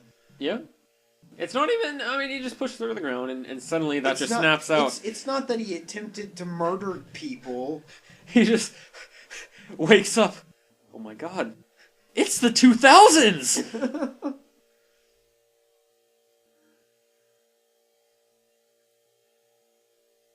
And then that's so now he can take off the suit because Reasons yeah. and Or plots. now he can try to take off the suit. at least. And I guess it's about time for Topher Grace to become Venom, isn't it? Yeah, yeah. Oh no, we're running out of time in this movie. Venom quotation marks. And we are about to hit possibly my least favorite scene in all of movie history. Not objectively, it's not, but personally, because of how much they screw up this scene right here, Yeah, and how much it shows that they don't understand what they're working with. yeah. I do like think. this whole thing with Peter. Yeah. Oh, he's sitting on top of the church. I like that. Yeah, that's fine. The way he's like, all right, I got to get rid of this thing, and then he. Although, why is Yeah. he at a church? Is there a reason? I don't. Did it even say anything? Did Kurt Connors mention something about the suit not liking Sonic? I don't think so.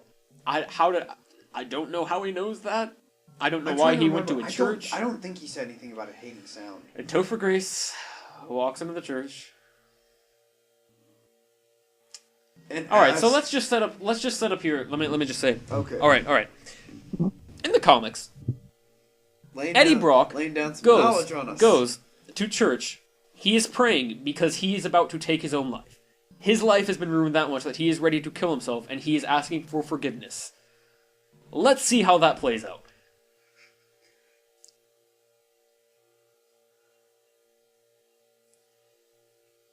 He asks God to kill Peter Parker. At a place where you ask for forgiveness. What? Okay. What? Okay. Let's not forget just how convenient it is that he's right there at the That's- time that's- where Peter's. No, getting rid that of the suit. and I agree with that. The exact same convenience is in the comics. Yeah, no, definitely, that's a complaint, but they've just so utterly screwed up Eddie Brock, which I hate so much because I love the character. Yeah. I love the idea, the way the complexity when he's done right of how he works, and they have him be just this utterly irredeemable piece of crap. And although the fact that he actually knows that or learns that it's Peter Parker is How could he tell that was Peter from all the way down there? yeah. He hears the yelling, and he knows exactly what Peter Parker yells Okay, about. so he sees some weird thing drop on his coat. Why Yeah. is he still standing there? Yeah, really.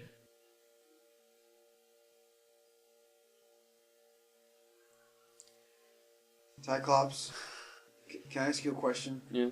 Why did you do this to me? Why are you making It me has to watch be done. this? We need the catharsis. We need You we need to lay it all out. you Okay, I need the catharsis. I need the catharsis. I don't need this. I had my catharsis. I need had to lay it all out there. I had my bit See- on X-Men 3. And of course, we get the new Venom design, which is crap. I know you don't. You don't mind. I don't care. I We'll think bring it's it. fine. I'll touch on that later. Actually, I'll wait until that comes up, so I can talk about it a little more. And Peter's taking a shower. It's kind of an awkward scene, I guess. I don't know. I don't know why we're watching this. I mean, I guess it's supposed to be he's cleansing himself of.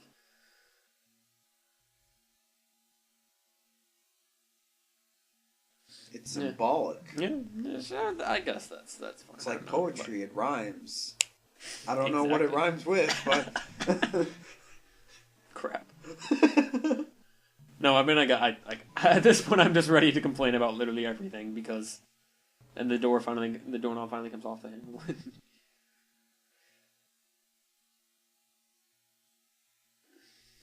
We get Aunt May because I do like little I door love thing. The the more I door think about it, gag. the more I like the door. I love the door gag.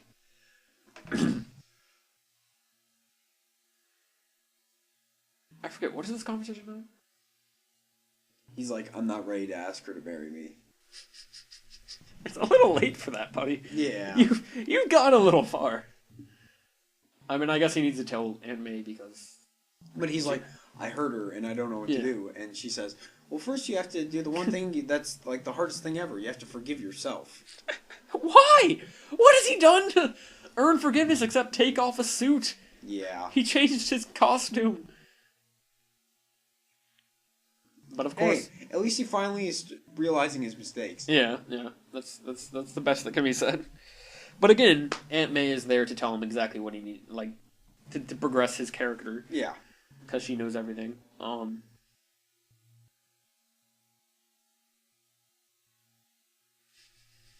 Yeah, I can appreciate for the fact that it definitely is like he's realizing what he's done wrong and the fact that it's he needs to change some things about himself. It's like I hurt her. Well, how did you hurt her? Oh, I went dancing around downtown and after making her feel like a terrible person by dancing with somebody else in front of her, I shoved her to the floor. I think Aunt May would have a different reaction. I really do. You're totally right. But you know, he hurt her. I guess whatever.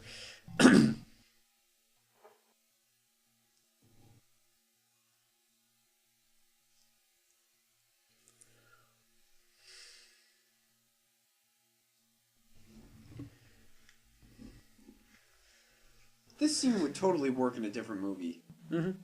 If the rest of the movie had been much, much, much better. Oh, no.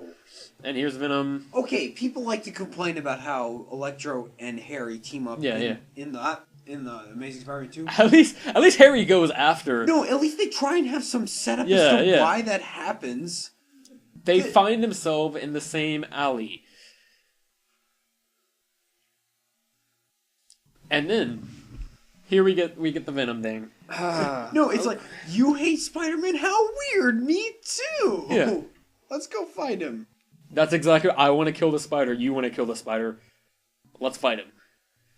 Now the Venom design. Here's why I hate the Venom design. It doesn't work already because I mean obviously they don't want to break the continuity or whatever too much with the fact that when Peter puts on the suit, it doesn't make him any bigger or anything. However, the way it kind of at least is acceptable in the comics is that Eddie Brock is huge. He's buff. He's ripped, and so the symbiote starts off that big, and then I guess he is willing to buy into the aggression much more and stuff like that, and that's why it's bigger. And here it's the same size, so it doesn't look nearly as intimidating or imposing. Yeah.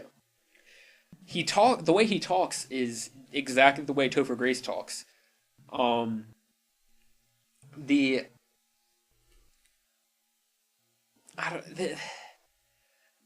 Venom, when he talks, refers to himself as we. Like he says, we want to kill the spider, or something like that. Like, the fact that he doesn't, there's no change in the way he talks, and there's no change in the like kind of point of view he has, completely wipes out the symbiote as a character, which it is supposed to be a character. Yeah. Oh no! They've kidnapped Mary Jane. Again. Yep. Like, you've never ended a Spider-Man movie like this. This time it's just Mary Jane, too. I mean, if we're gonna... in Spider-Man, he's choosing between Mary Jane and a trolley full of children, and Yeah. in this one, in the second one, he's trying to save, like, all of New York from being blown up. Yeah. It's Mary Jane in this one. That's all he's fighting for. The girl, and he's not even dating her anymore. Like, I remember, now obviously he doesn't want him to die. Like, I'm not saying that he... But the stakes are so much lower. Totally And now right. there's two villains. Although, And that's all they can come up let me with. go ahead and just get... I love this moment where he pulls out the suit out of the suitcase, and it's... Yeah. I like the No, music. definitely. They use Yeah, the yeah, you Danny can't complain Elfman about that. theme. I love that. Too bad the rest of the movie couldn't be this good. Yeah.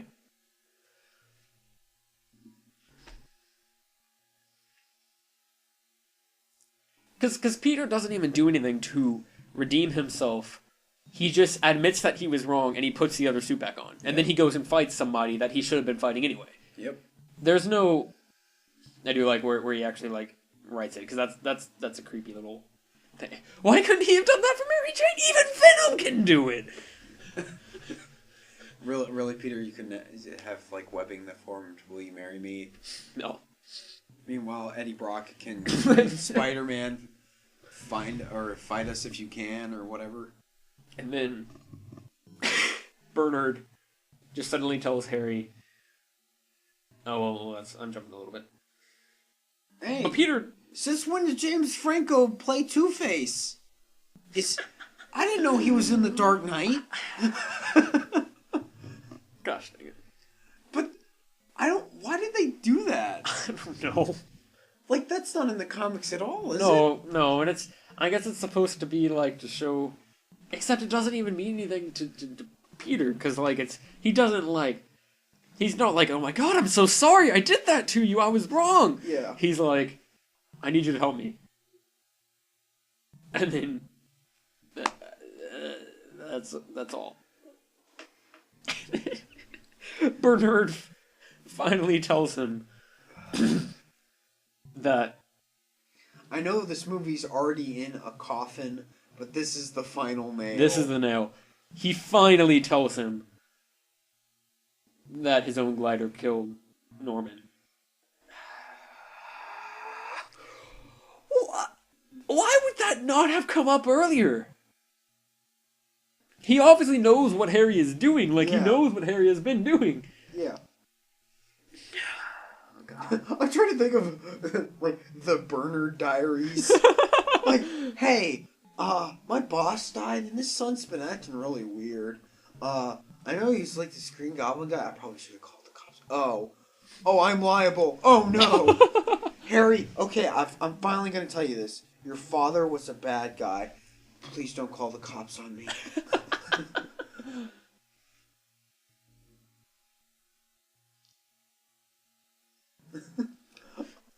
Just, I'm done with this movie. I know. I have mentally checked out.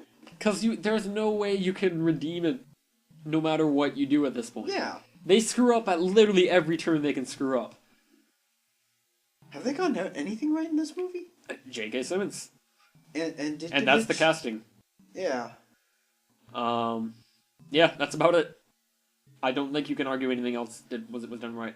The music, I guess? Yeah, there are parts of the music's good. Oh. Look, it's Spider-Man up there. There are so many times in these originals where somebody says, "Look," and then Spider-Man doesn't show up for another like second or so. It's like, what? Does it bother you?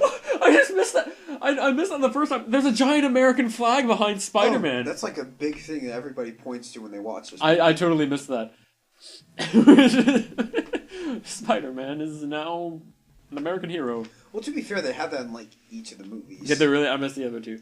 Well, I'm thinking specifically like post 9/11 type thing. Like, Yeah. you messed with Spidey, you messed with New York. Yeah, but that's not quite as extreme as putting Well, Spider-Man in front of the at- giant American Well, flag. at the end of the first movie, when he does the big final swing shot, at the end, he's in front of the American flag. Yeah.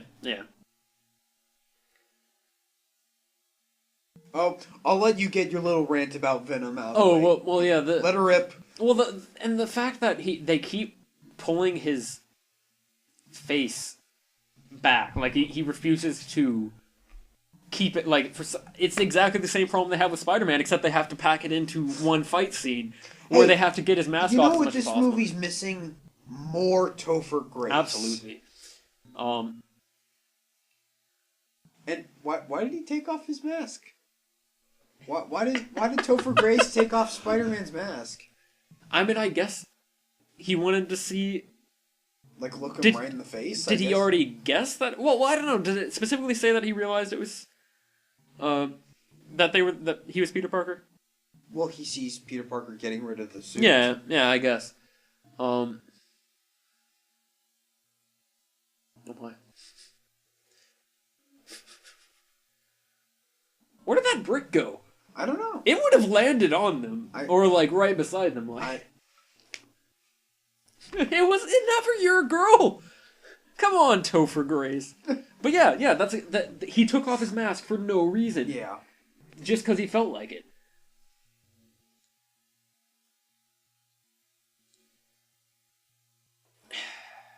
Venom should not be the same size as Spider-Man. And that's what annoys me, that's what makes him terrifying, is that he's this giant, shadowy beast. And also, he would never use, or at least he shouldn't, use Mary Jane as, like, collateral. Yeah. Oh, and here, don't we have this shot where he's falling? Oh, the special effects. It shows him, like, 20 feet from the ground in the last shot, and then he's falling for another, like, 30 seconds. The physics on this are just all No. wonky. And I get it. Oh, he got his mask back. That's good, except is he going to put it on? Probably not. Let's find out. He will, I promise. But it'll come off again. I think it gets ripped. Yeah. So you see part of his face. Yeah. Yeah. Yeah. Yeah. Why? Why? Okay, why does every single movie they need the exact dialogue? Hold on, Mary Jane. Every movie. No. No, each of them, he specifically has a line where he yells, "Hold on, Mary Jane!" Okay, can I just say, Yeah, no. the it does giant not look great. Sandman effects look horrible. I don't know why they needed to make him look all like. I mean, I guess it's. I still don't know. It should have just been like he looked. He didn't look like that in the when he came out of the truck. No. Why does he all of a sudden look like dirty and? I still don't understand what they're trying to accomplish. What's the goal here other than killing Spider-Man? I don't think there is one. Like, why did they need to set up this huge thing at this construction site? They're just trying to kill Spider-Man. They had to set a big battle scene, you know. Why are we watching this? Oh, is this where his? No, okay. I thought his mask. I think this is where his mask is. Like in some of the shots, Sandman looks all right. Yeah. Like here, he looks fine. Yeah.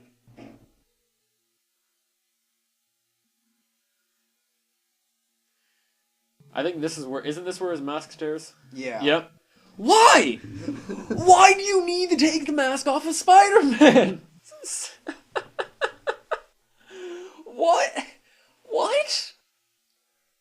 It's okay, Tyclops. Just breathe.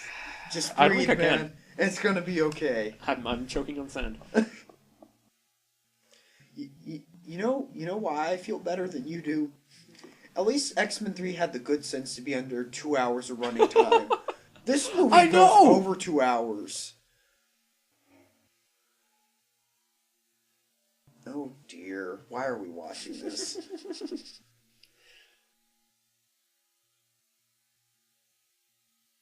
And, right in the nick of time. Oh, buddy, old pal, old friend of mine, I'm here to help you out, buddy. Oh. Oh! I hate the extras in these movies. Spider-Man may have come back from the 60s, but they sure did. Awesome! Wicked! Cool! Oh, look, and it's Snowboard Goblin, come to save the day. Snowboard secret agent Elfin Blade. What? What is this character design? What is the what? Just in the nick of time. At least they have the decency to say it. Yeah.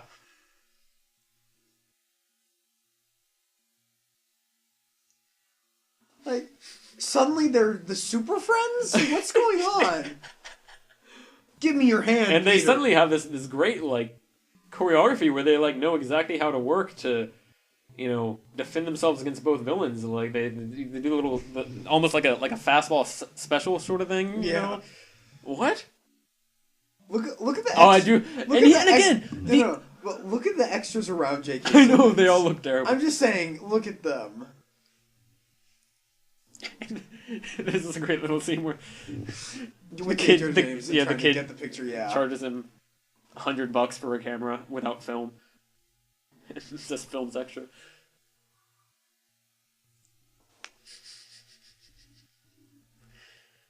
Easily the best part of the originals. Yes. Easily. And we're back to this. CGI. I shouldn't be annoyed to get back to the fight scene. I know, right? Like, we should be, grateful. It's like watching the Star Wars prequels. It's like, oh, they got back to the fight scenes. Good. Yeah. But this is just It doesn't even do that. It's Okay, under a completely different context. The fact that Harry and Peter are finally working together could have worked. snowboarding duo or sky sticking duo. I don't know. That sounds weird. Oh, that is so stupid. This whole movie is just stupid.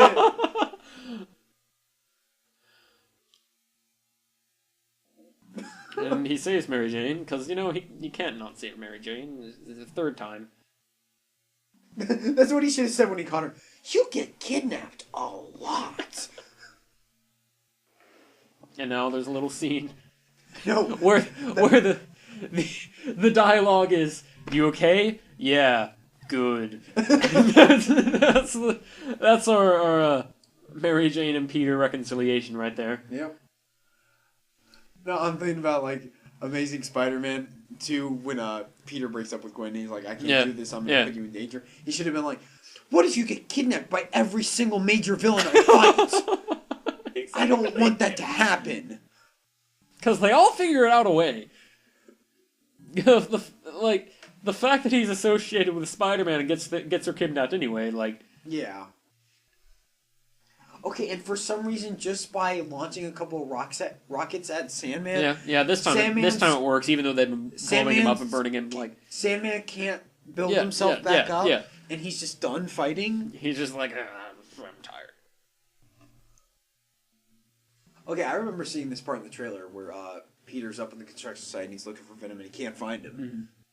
But Venom just suddenly grabs him out of nowhere. I watched that in the trailer. I was terrified. Yeah, no, And then you watch the movie and it sucks. see, he still has normal feet. He still has, normal hands. And, of course, Topher Grace, we have to see him again. He paid to be in this movie, or he's getting paid to be in this movie, he's we gotta make sure we get full mileage out of him.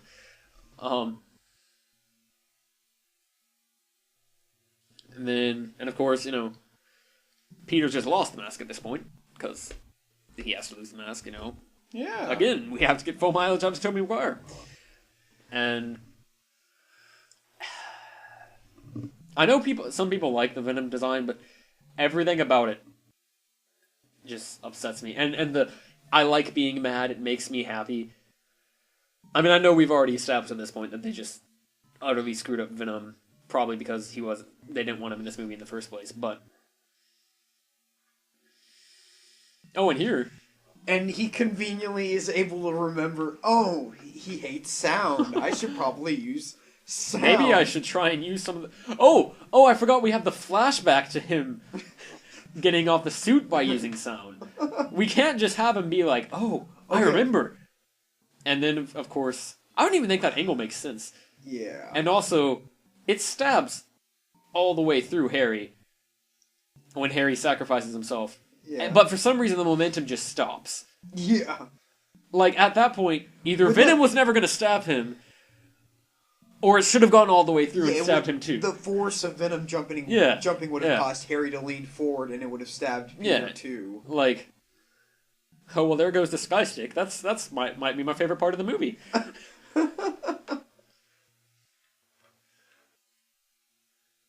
I actually like this part. Yeah, it is a cool little thing.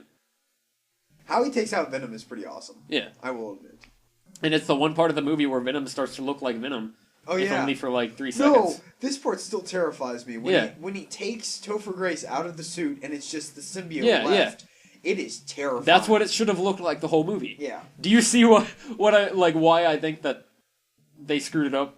I know you said you liked it, but if it looked like that the whole movie. When I think about it, I almost wish that the alien didn't have a human host. Yeah, I wish it was that would be this. cool, but I don't know. I would almost wish they would treat like this right here. Here we see it. It's huge and it's massive. Well, I know it's this expanding. is different from the comics, but I almost wish they treated the symbiote like a villain. No, like a xenomorph from Alien. Yeah, that would be cool. But terrifying. That right there is what he should have looked like the whole movie, where he's just this terrifying giant thing. And Topher Grace jumps back to the symbiote because he's not willing to let go of his addiction. Also, the bomb seemed to work just a little bit differently there. Yeah, like it sucked everything in first and then exploded to make sure that all of the symbiote or most of the symbiote was destroyed. And it's funny because we were listening to the commentary with the producers, and one of them goes, "Oh, if you look in that shot, you can see there's a little bit of the symbiote left." I've rewatched that. All of the symbiote burns up. Yeah. Also funny because they thought they were getting a sequel. Well, that's funny now after watching Amazing Spider-Man 2. Just saying. Just saying. Yeah. And now, hey, I promise I'm a good guy. I had no choice. My daughter's sick. You know what I'm thinking about? You know what's funny? What reason has Sandman given Peter to believe him about this story right here? He's like, I didn't actually mean to kill your uncle. Yeah. When Sandman's, I'm thinking what he's actually thinking, God, I hope I'm able to say this right so he doesn't hurt me again. Yeah, I know. Well, I mean, Harry's dead now. You would think that he might be able to take him on now. Yeah. Given how powerful he is in here. Yeah. Hey, there's no water around, right? Okay. Bam. Yeah. I guess that's the reason is that he's not trying to attack him. I don't know. You know what I just thought of? What? Why didn't Spider-Man go up to the fire department guys and be like, just spray water on the sand? Why did anybody have that idea? I mean, No, get a fire hose, go to the top of one of the skyscrapers, and just start spraying down water on the little sand pit area. Especially once he got involved, you think the fire... I mean, they helped out, or the citizens of New York helped out by throwing random crap at Green Goblin. You'd think that the fire department would have gotten a clue. Well, in Amazing Spider-Man 2, Peter goes and gets the fire department and they spray the water with electro. Why not do the exact same thing? Yeah. If you're gonna be very similar movies, I mean... This movie sucks! I know!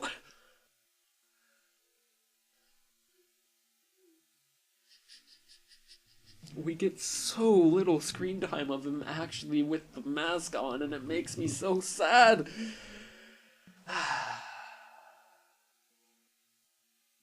In the Amazing Spider-Man movies, I think that I feel like Amazing Spider-Man 2 at least, once he has the mask on, does he take it off except at the very end? The second movie? Yeah. Like while Right. he's Yeah, I think so. I think that's the only time it happens. Yeah. Which is why I love that movie for being true to Spider-Man. My daughter, who I can justify like murdering people and stuff. Yeah.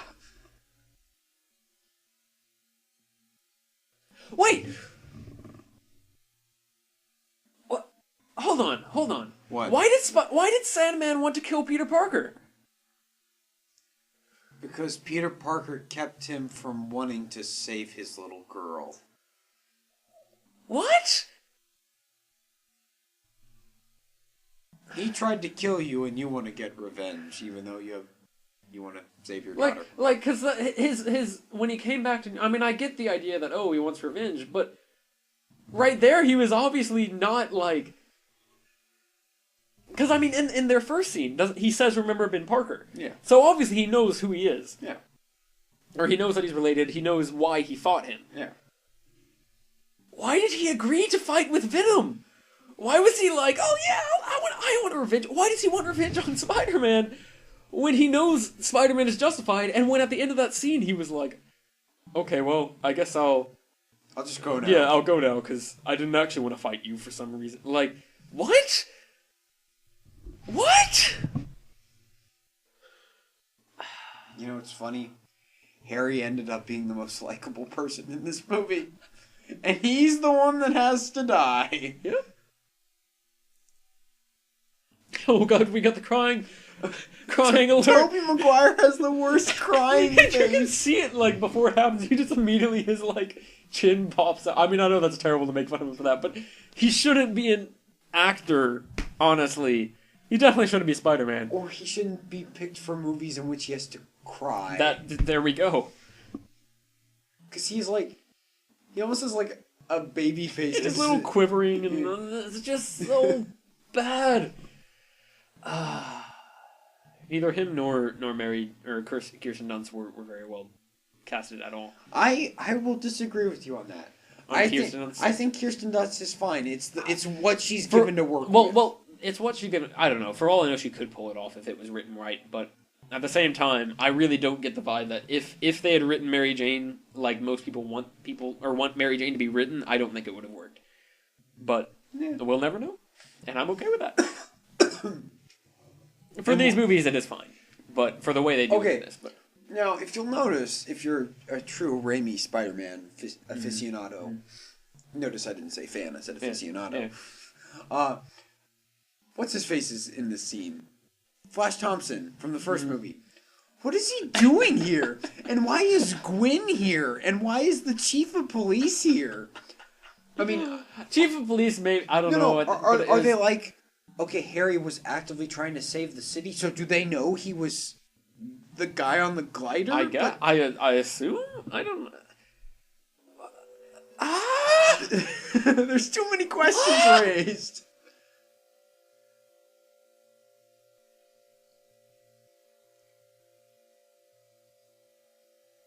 No, we get the... I actually like the way this movie ends. Yeah. That's one thing I will say. Each of the Raimi movies ends perfectly. I like the final scene of every single one of them. Mm-hmm. Which obviously people have complaints about. Second Amazing Spider-Man for that. Whatever. I mean, I don't. Okay, I'm of two minds about it. No, Amazing Spider-Man 2 is gold compared to this. After absolutely. after watching this again and you making me suffer through this crap, this is garbage. Oh, it is. It so is. Oh, I was just talking about the ending, though. No. We are not having that. No.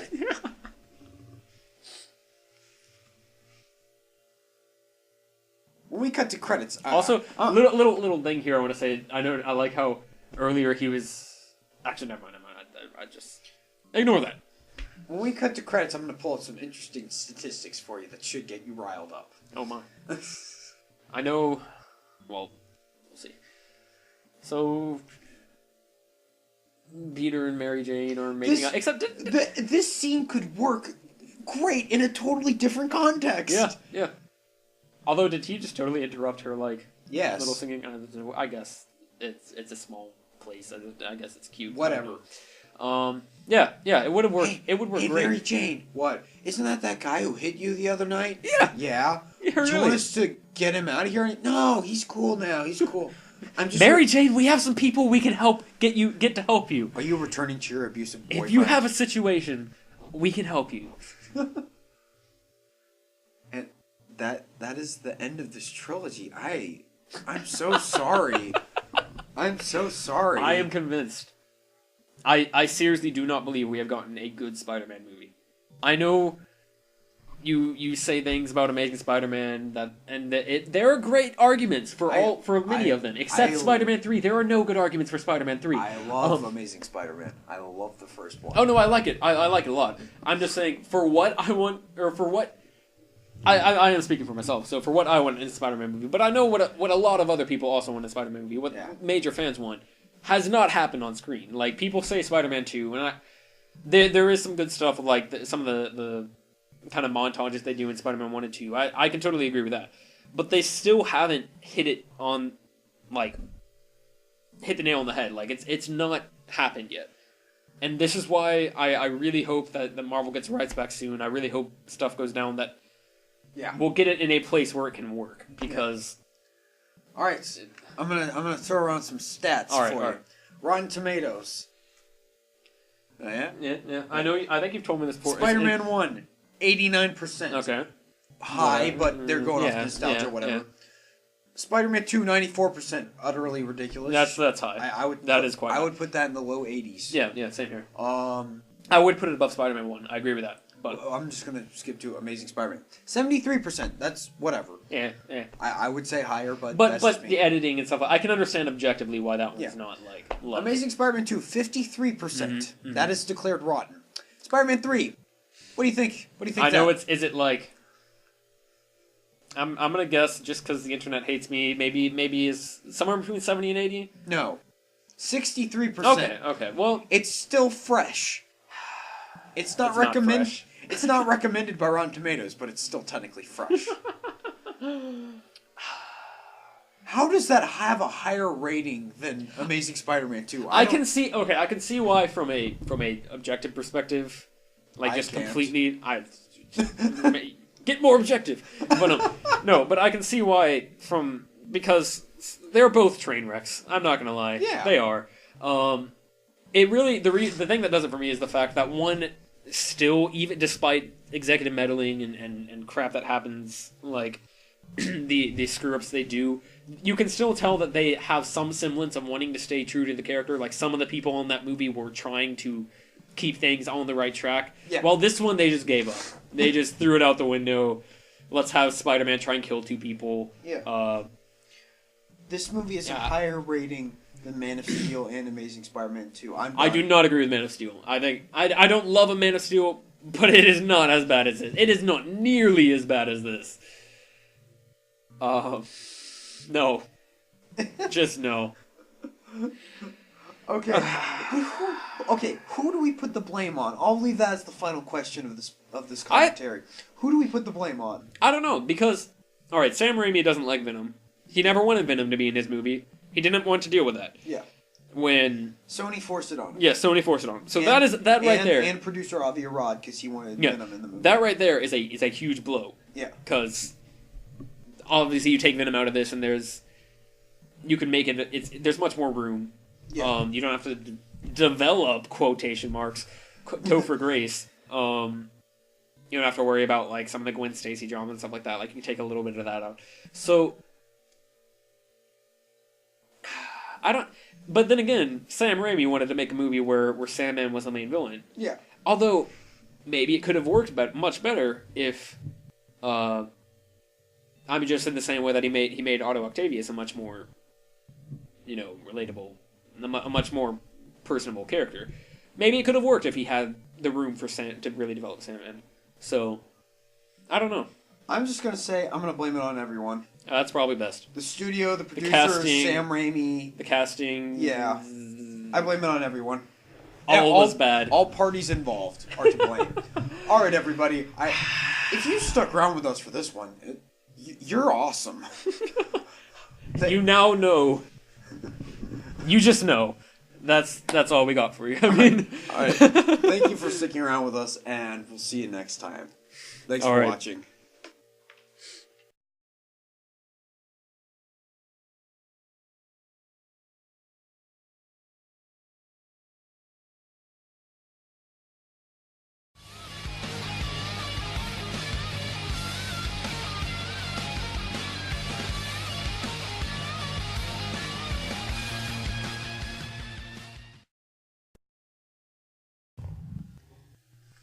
Hello, everybody. Welcome. This is Aero007 here. And this is Tyclops. And we have a very special presentation for you here. We are doing a commentary for Spider-Man 3.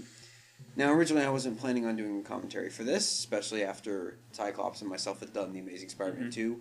But considering Tyclops loathes this movie just about as much as I do for X-Men 3, I thought it only fair that he get his chance to really tear this movie to pieces.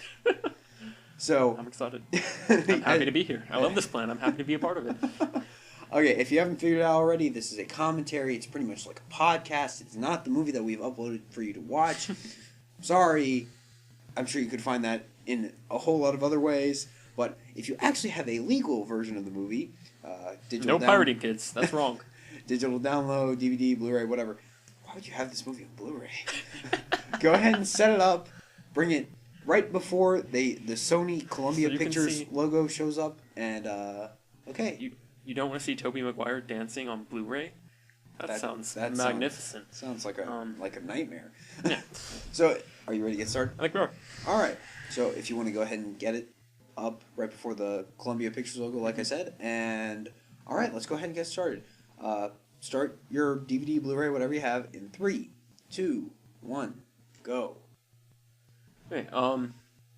So we want to go ahead and go over what we think of the last, or the 5 Spider-Man movies created so far. Yes, I have a feeling you're going to be talking a lot more during this commentary. I might. That's a decent bet.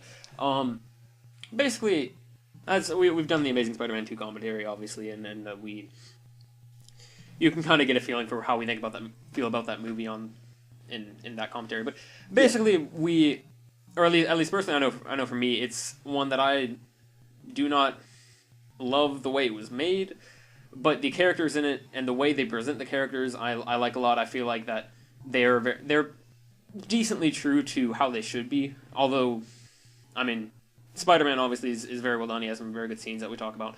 So generally, I like that one. And Amazing Spider-Man 1, I have no problem with that one. Good stuff. We went back and we rewatched the first 3. Or the original Raimi trilogy in preparation. Because we wanted to, make sure we were fully in-depth with the material before we did this. And I liked the first 2 a lot better than I remembered. I felt the second one might just be the best Spider-Man movie we've ever gotten. Like as a film. Yeah. Maybe not the best representation of Spider-Man, but as a film. It's solid and it still maintains a decent representation of the characters and stuff like that. So I totally understand why people enjoy that. For a while I didn't, but now that I've gotten the chance to go over again, I do agree. But this movie, we'll get into this movie. How about you take a breather? Take a breather. I'll go ahead and give my 2 cents on it. I guess I'll start with the Raimi movies. When I went back and watched the original Spider-Man, I actually liked that movie a lot. People complain about coincidences in the Amazing movies. It just... I don't know why. Yeah. Because they make her seem very ditzy and... it just doesn't make sense. One complaint about the Amazing Spider-Man 2 is that there's too much stuff in it. At least I can explain why most of those elements are there. Half the elements in this movie, I can't explain why they're there. Like Gwen Stacy. Why is she in this movie? To create easy soap opera drama. Yeah. To create tension between Peter and Mary Jane. And it really bothers me. And then this scene, later on in the movie, they talk about how her voice doesn't carry past, the first row. Plot point, how her performance is terrible or whatever. In this one, they all seem to be... I mean, nobody is, people seem to be pleasantly enjoying the movie up or Or the play up and Yeah. or whatever you call this. Musical? Or... Who knows what she is? Whatever. People seem to be enjoying her voice up in the balcony, and it's like, Yeah. okay, Everybody's clapping. I don't know. yeah. And people just said they thought she was good. I guess we should go ahead and get our Tobey Maguire hate out of the way. I do not like him as No, I don't. Spider-Man. I don't like him as Peter Parker. I don't... He has one line in this movie that is a Spider-Man line that I'll point out later. Yeah. And that's it. His Spider-Man is bland. He doesn't have the... Even in the first two, he barely has any quips that you... like, which is a big reason why I His like the best second, the moments Amazing are when Spider-Man he's a movies. CGI model. Yeah, and his acting. Okay, people say a lot that Peter Parker should be awkward, which is true. I mean, but it's not awkward in the sense that somebody says something to him and he just stares with a weird face at them for like 30 seconds, and it's awkward in the sense that he doesn't quite know how to handle emotions and how to talk with people. Like it totally. I don't know. I think Amazing Spider-Man gets that. It almost goes to the other extreme with making him a little too cool and a little too, like, likable, almost to other people in the movie. But this I'm is telling just... you, get rid of that... Yeah, the that, skateboard that, was that skateboard and you're too good. far. Too hipster. Yeah. I just don't understand... Okay. Can I ask you another question? We're completely skipping over Tobey Yeah. Maguire. Whatever. we don't like him. Whatever. That's the... Why does Harry choose now to inject himself with the Goblin serum? I don't know. Oh, I guess and I guess I should go ahead and point the- that out the about whole the, thing. the last Yeah. movie. When Harry starts seeing his father in the mirror. Okay, if we're going by the logic set up in the first First movie, two. then you should only be talking to people in mirrors if Yep. you've gotten the serum and you're Yeah, going nuts. it specifically says the serum makes people go crazy. Yeah. So why is Harry talking to his dad when he hasn't taken the serum? I have no idea. It's just a contrivance. Yeah, so he it's- can it's get literally- into the Goblin yeah. lair. But that's the last movie. Whatever. We don't get a nice scene between Mary Jane and Peter. That is quickly Stargazing. ruined because conveniently an alien meteorite is going to land right Yes. next to them. I get that it's hard to introduce the alien symbiote into a Spider-Man. Okay, here's franchise. my. I understand. Here's that. my point. But If you can't come up with a good way of doing it, hey, Yeah, maybe yeah. you shouldn't do it. and what was you mentioned something? I don't know which you. There are just as many, if not Oh, yeah. more, No, it's coincidences just as about bad. how characters meet each other. People are at the right place at the right time for things to happen. It's all over the Raimi movies. I still don't necessarily think that we have gotten a good Spider-Man movie. I know you would disagree with Amazing Spider-Man 1, but Yeah. I think just in general, I'm still waiting for somebody to do a better representation than what we've gotten. Yeah, but so I like the original Spider-Man movie quite a bit. I have a lot of nostalgia for that movie. Mm-hmm. The second one, on the other hand, I think it's because I just don't like the premise of Doc Ock. Yeah. It's Yeah, the, you talked I about like Alfred Molina's performance. Oh yeah, but he's fantastic. but I just don't like that character anyway, so I'm not mhm. a big fan. Plus, Which is interesting because that's exactly why I was, or what, part of the reason when we were rewatching it that I immediately was like, oh, I'm liking where this is going because they turned Doc Ock, who is usually a fairly one-dimensional villain. I mean, he has ties to Spider-Man that make him interesting, I guess, but usually is not super depth, does not have a lot of depth to him. yeah, And they turned him into a character, like into a person, which I like a lot. yeah. So I like it. You know. Well, good for you. Plus, once it gets past the first movie, I really do not like the Peter Mary Jane relationship. Oh, I totally agree. It just gets worse and worse, and then obviously we'll talk about it with this movie. Yeah. The Amazing Spider-Man one I like quite a bit. Pretty much the only thing I'm disappointed with is that the villain is not complex enough when everything around it works definitely. really well. And that was editing problems too. Yes. That I would blame Sony for that. Sony one. problems. As per usual. Yeah. And The Amazing Spider-Man 2, you and I look at that mostly favorably, but the more I watch, the more problems I find with it. But what I like, I still like. That hasn't changed. Yes, yeah, definitely. Okay, so let's actually talk about this Yeah. movie. Now that it has started, we're in the. Does it bother you that, okay, we start with Spider-Man 2, and Peter Parker goes, he's talking to J. Jonah Jameson. He's like, you turn the whole city against Spider-Man. Mhm. And in this movie, they suddenly love him. Yeah, well, I mean, even in like the first and second movies, you know, like where, in the first movie they defend him against Green Goblin, Yeah. and stuff like that. It's just, I don't know, it's not very consistent. It's whatever the Works screen, for this the the screenplay scene, yeah, needs it to be. Definitely. Okay, I guess we already skipped this, but Gwen Stacy is shoehorned into this movie. Why? Yeah, and she's. Is there a reason she's in this movie and acts nothing I like have Gwen no Stacy? idea. No, and that's something that specifically, like some of the producers have said, they like that they combined Mary Jane Watson, or they combined Mary Jane Watson and Gwen Stacy into Mary Jane Watson for these movies. Yes. Like, you know, she's got like One of the documentaries I was watching, they expressly point out that Kirsten Dunst, her version of Mary Jane, Mhm. they like how it's a blend of Gwen Yeah. and Mary Jane from the comics. I don't know. You actually read the comics. Would you agree with that? I can see where they're coming from. She's definitely not as, I guess, I don't know, wild as Mary Jane is. Yeah. She's got more of the Gwen Stacy, like, I guess, the level head of Gwen Stacy. I can see where they're thinking, but then they introduce Gwen Stacy anyway. Yeah. And universe or whatever this came from, because originally the way the symbiote appears is in the Secret Wars. Spider-Man uses a thing that he thinks is going to fix his costume. It's this high-tech thing that Beyonder has. And then it turns out that thing actually gives him the symbiote. And he's like, oh, that's the machine other people are using. What did I use? And then he brings it back to Earth, and the whole Venom story is started.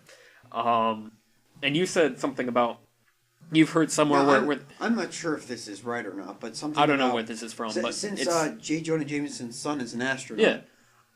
I think it was somewhere that like he went into space and he found the symbiote and brought it back to Earth. I don't know what that's from, but that would make perfect. That I like that a lot when you don't have other heroes. Because you have that character set up already Uh-huh, as an astronaut. Yeah, like you might as well use him for something. Yeah, it really does bother me that it conveniently lands. I next to know Peter. it just lands and there's no. It does seem really throwaway. It's like, oh wait, we It's need that so, in there like, too. yeah. Which of course we know the whole story of. No, I'm almost thinking of like, you know, Sam Raimi's playing God here, and he's just looking down upon the movie. He goes, "Oh crap, they need that symbiote in there," and he just throws it down. Yeah, at like them. exactly. I mean, there is the whole thing about how Sony forced him to put that in here, or put Venom in this movie, which when he absolutely did not want to, and it shows Yeah. so badly. I'll go ahead and say this now. Venom is my favorite character, possibly my favorite character in Marvel, like in all of Marvel. I love Venom. And that is probably the reason why I just absolutely abhor this movie. Like it's I'll talk about that as it goes, as his storyline progresses, but it's so bad. It makes me so angry. And then of course we've got Sandman, who, much like Electro in Amazing Spider-Man 2, is suddenly they suddenly try to make him sympathetic when there is no reason for that. Yeah. Like Sandman and Electro both. There is a reason for that. It's a studio reason. It's a making money reason. But Sandman and Electro both are people who are Spider-Man villains who are generally thugs. You don't have to like make the audience like them.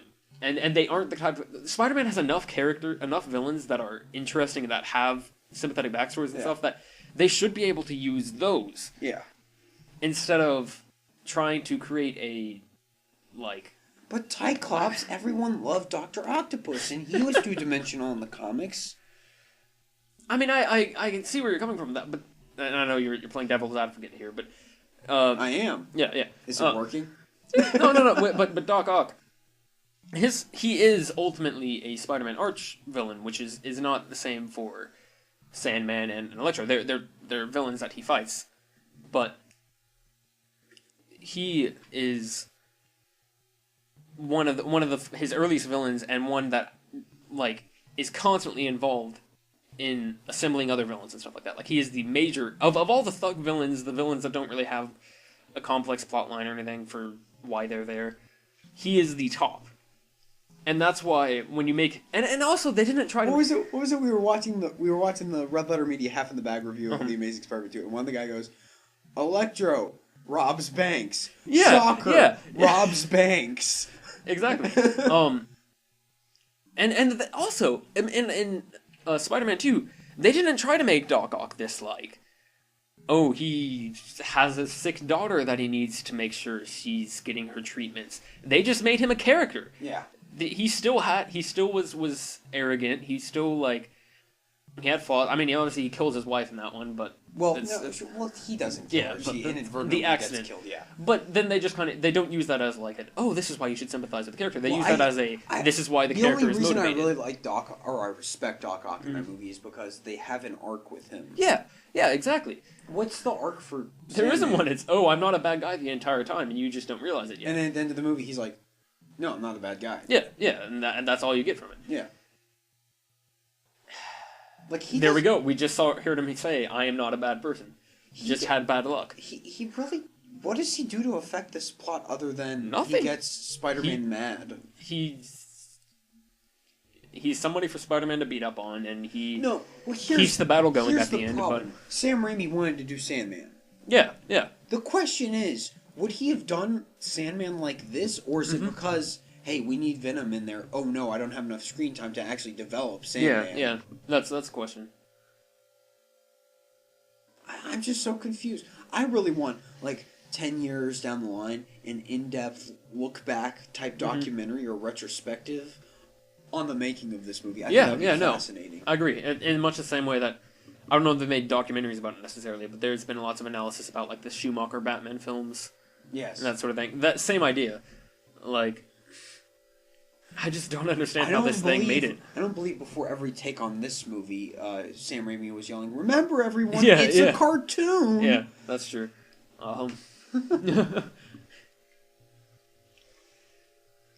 And then this is kind of a weird scene with Peter and Aunt May, where Aunt May just kind of like gives him this long monologue about How to Ben- treat- how Uncle Ben asked her to marry yeah, him. like how to treat his wife. I mean, I guess it kind of makes sense, but it just feels a little, I don't know.